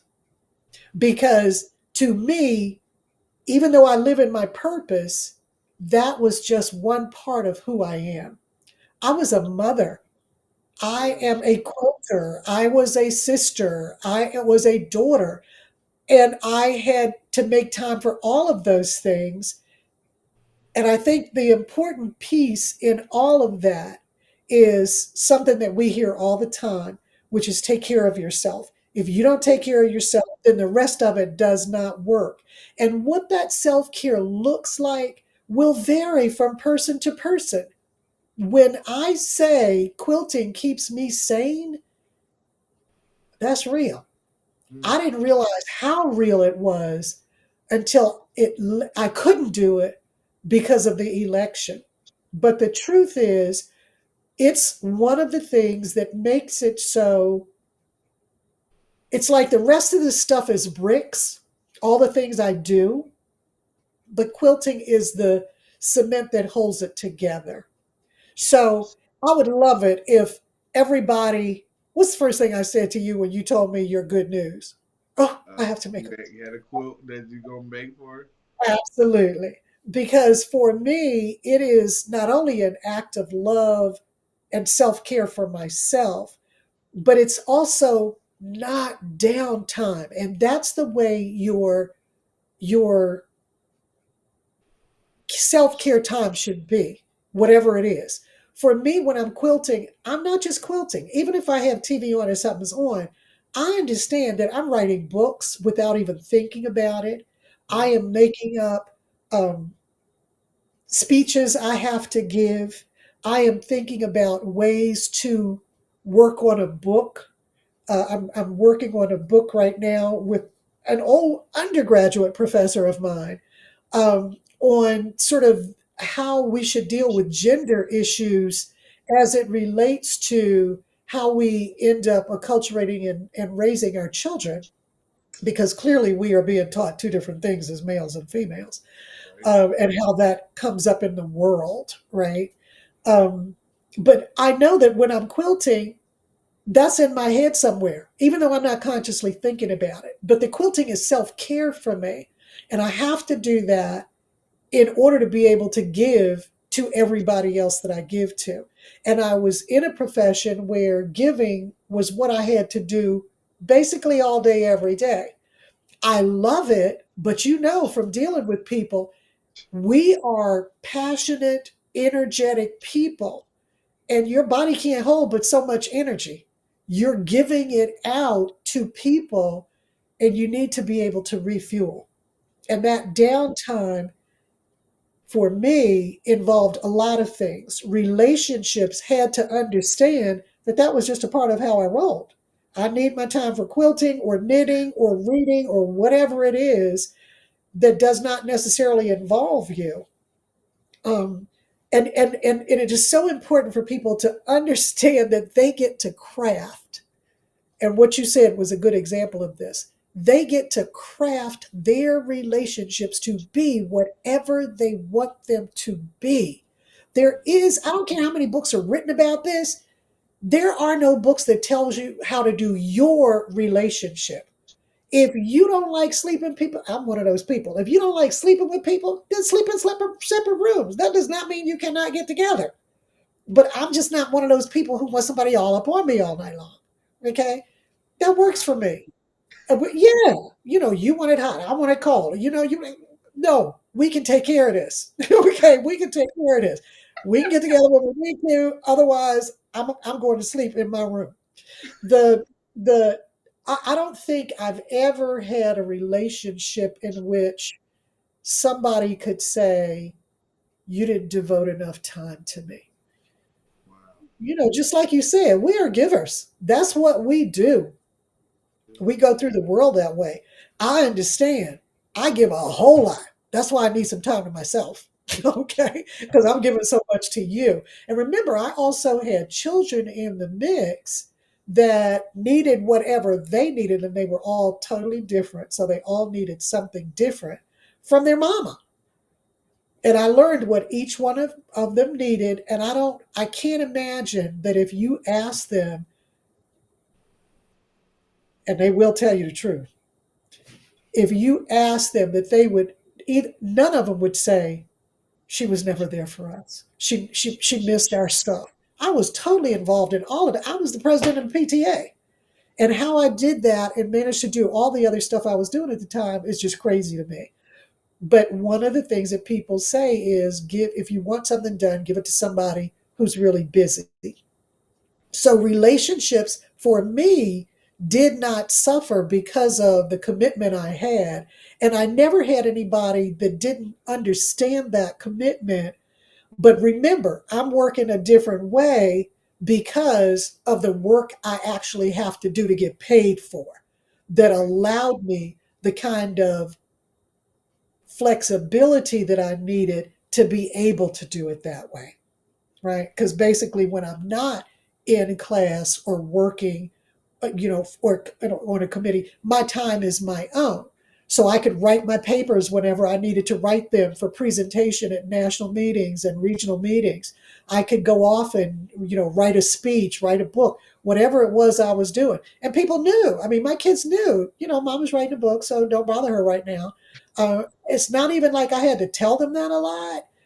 And I usually try to keep in mind that I did have a family. So even when I had deadlines that I had to work on, work within, they were built around the fact that there was going to have to be some flexibility in there. Because when my kids need me, they need me. So I think the big thing, and there are two different things here. One, personal relationships and how that works out. And there's also the work relationship and how that relationship piece comes into that. Yes, we would rather do it ourselves. That's just the name of that tune. Especially if I'm dealing with people who don't have the right attitude, don't have the same commitment I do. I'd rather do it myself. The key is finding somebody who works with who you are. Because what I'm doing, I'm not demanding, and I'm certainly not demanding anything of you. I'm not demanding of myself. Right. But what I'm doing, you need to understand the roles. And I'm really clear about that. Okay, this is what I do. Okay, this is what I need you to do. Can you do that? And it's really okay with me if you can't. Because I respect totally my producer, my podcast producer, who happens to be my niece, she knows I'm not the creative person here. And I say that, and I know that that's crazy for me to say, considering how much creativity I have to deal with. But to me, she's the creative person. I'm not. Go with your creative ideas. I'm rarely going to say that doesn't work for me. Right. The only time it doesn't work for me is when it's not a part of my values. And she Right. knows my values enough to know that that rarely comes up. I don't have to have that argument with her. But she knows I'm not going to be the one that edits anything. I'm not going to be the one who figures out how that camera works to get me on with this podcast. I don't know that. That's what you love. That's not what I love. I love giving the knowledge. And when you have somebody who's willing to own that, people who work with me who know who want me to come and speak, and I have to inform each one of them. I'm not trying to deal with details. Tell me how the room is set up so I understand what I'm operating with. Tell me what your schedule is. I don't want to have to explain to you what it is I do. Look on the web. You can find me somewhere. You came to me to ask me to do it. Okay, so you must have seen something that brought you here. That's how I roll. What you saw there is how I am. You either trust that or you don't. And it's the same thing with working with people. Being able to trust the people that you work with to be able to give a part of what you're doing to them is the big part. Choosing well, like you did the second time around, that becomes an important piece to do. Once you do that piece, the rest of it works out. You don't get somebody that's constantly after you talking about why aren't you being here with me? It's like, you know what? this wasn't a good choice because, Mm-mm. like, this is what I do. This is what I And there do. are people out there that might fit that or who would be willing to come around to that. And if you're not, I'm okay with that. It's not for everybody. And I understand I ain't for everybody. I am as wonderful as you think I am. I truly am that way. That's why you feel it because that is what is there. But the truth is, everybody doesn't like that. Everybody Yeah. doesn't like loving people. Everybody doesn't like giving people. I had somebody who once said, you make coffee and then you ask me if I want it. I'm sorry, is that a bad thing? I Yeah. figure if I'm making a pot of coffee, maybe you might want some too. Why is that an issue? But you got all kinds of people, right? Everybody didn't grow up the same. They don't have the same expectations for relationships, even work relationships. The thing is, the work comes in finding the one that works for you and being willing to give. I'm extremely giving. I am very accommodating. If you got something to do, we can work around it if I've got the time. But nothing will get in the way of what I was sent here to do. Bingo. Nothing will get in the way of that. That gonna happen. Mm-mm. It That just gonna lets me know if you can't roll with that, I just chose the wrong person. Luckily, I never did that. Everybody was willing to roll with me and be very encouraging, even though it totally was not their thing at all. Okay, none of them. They could appreciate it, but it was like, that's not what they were put here for. And I appreciate that. That's not what you're here for. Yours is something else, and I'm okay with that. happen. Just don't get in my way. Don't And get I'm in. not a control freak at all. And I don't think, as much as you and I both like for things to be what we need them to be in order for us to be able to do our work, I Mm-hmm. don't think either one of us is really what somebody would consider to be a control freak. I don't need to Mm-mm. take every single part of this and micromanage you. No, what No, I do, I choose you well, and then you go off and do it because I ain't got time to deal with what I told you to do. exactly. I got other stuff. I got Exactly. I got other stuff to do. my producer. So you heard some of the songs on the Impact album that's coming out later this year, and he and I we just see eye to eye on everything, and that's a perfect example. I'm like, I'm gonna write it, I'm gonna sing it, I'm gonna sing it to him. Then you do whatever you want to do. I'll Yeah. when you send it back, I'll know. Yep, that's it or not. I'm not gonna sit and say, hey, do this, this, this, this. I'm gonna say, Yes. listen, I want that, that, and that. You see why? Okay, and then and we have a great relationship like that.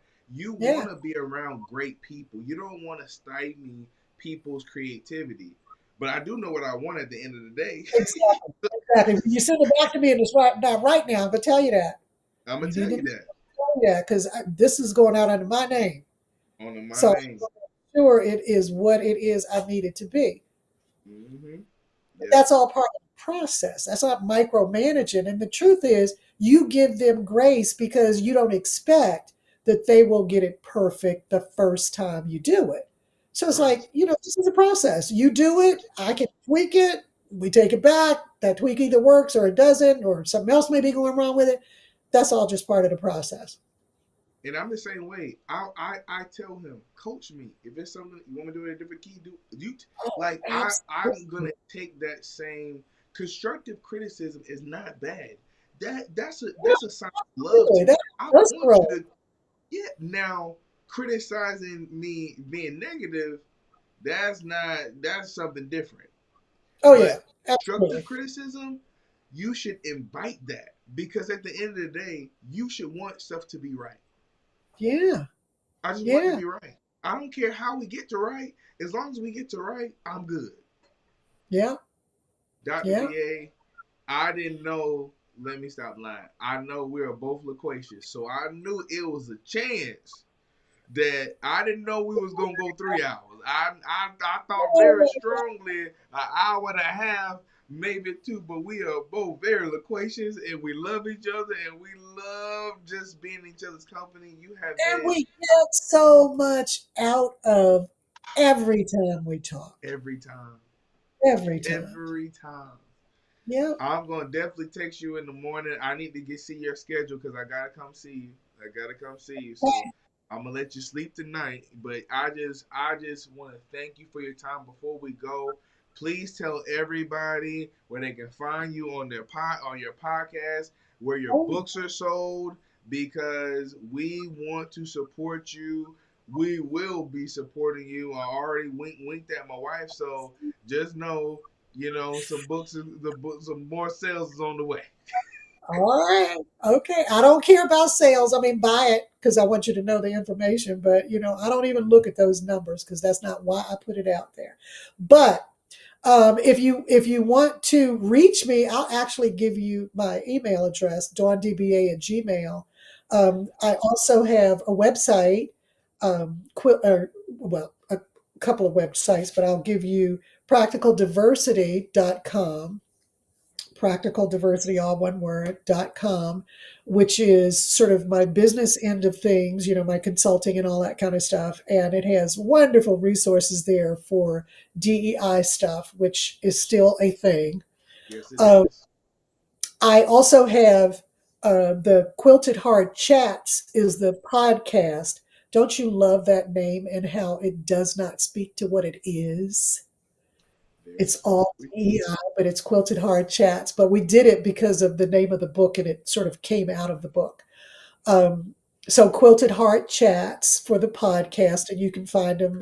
Just Google it.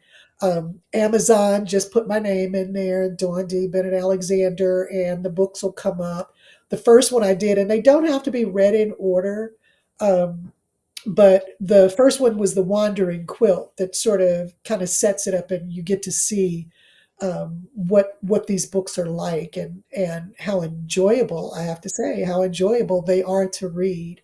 Um, but that's me. That's how you can get me. And just Google me. I'm all over the place.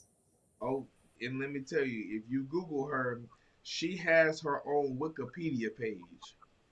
Now you know you gotta be big stuff. I told her I was laughing. I was, obviously I know, but I'm like, I want to get the resume right. And I typed in her name and I started reading. I'm like, wait, I know that's her.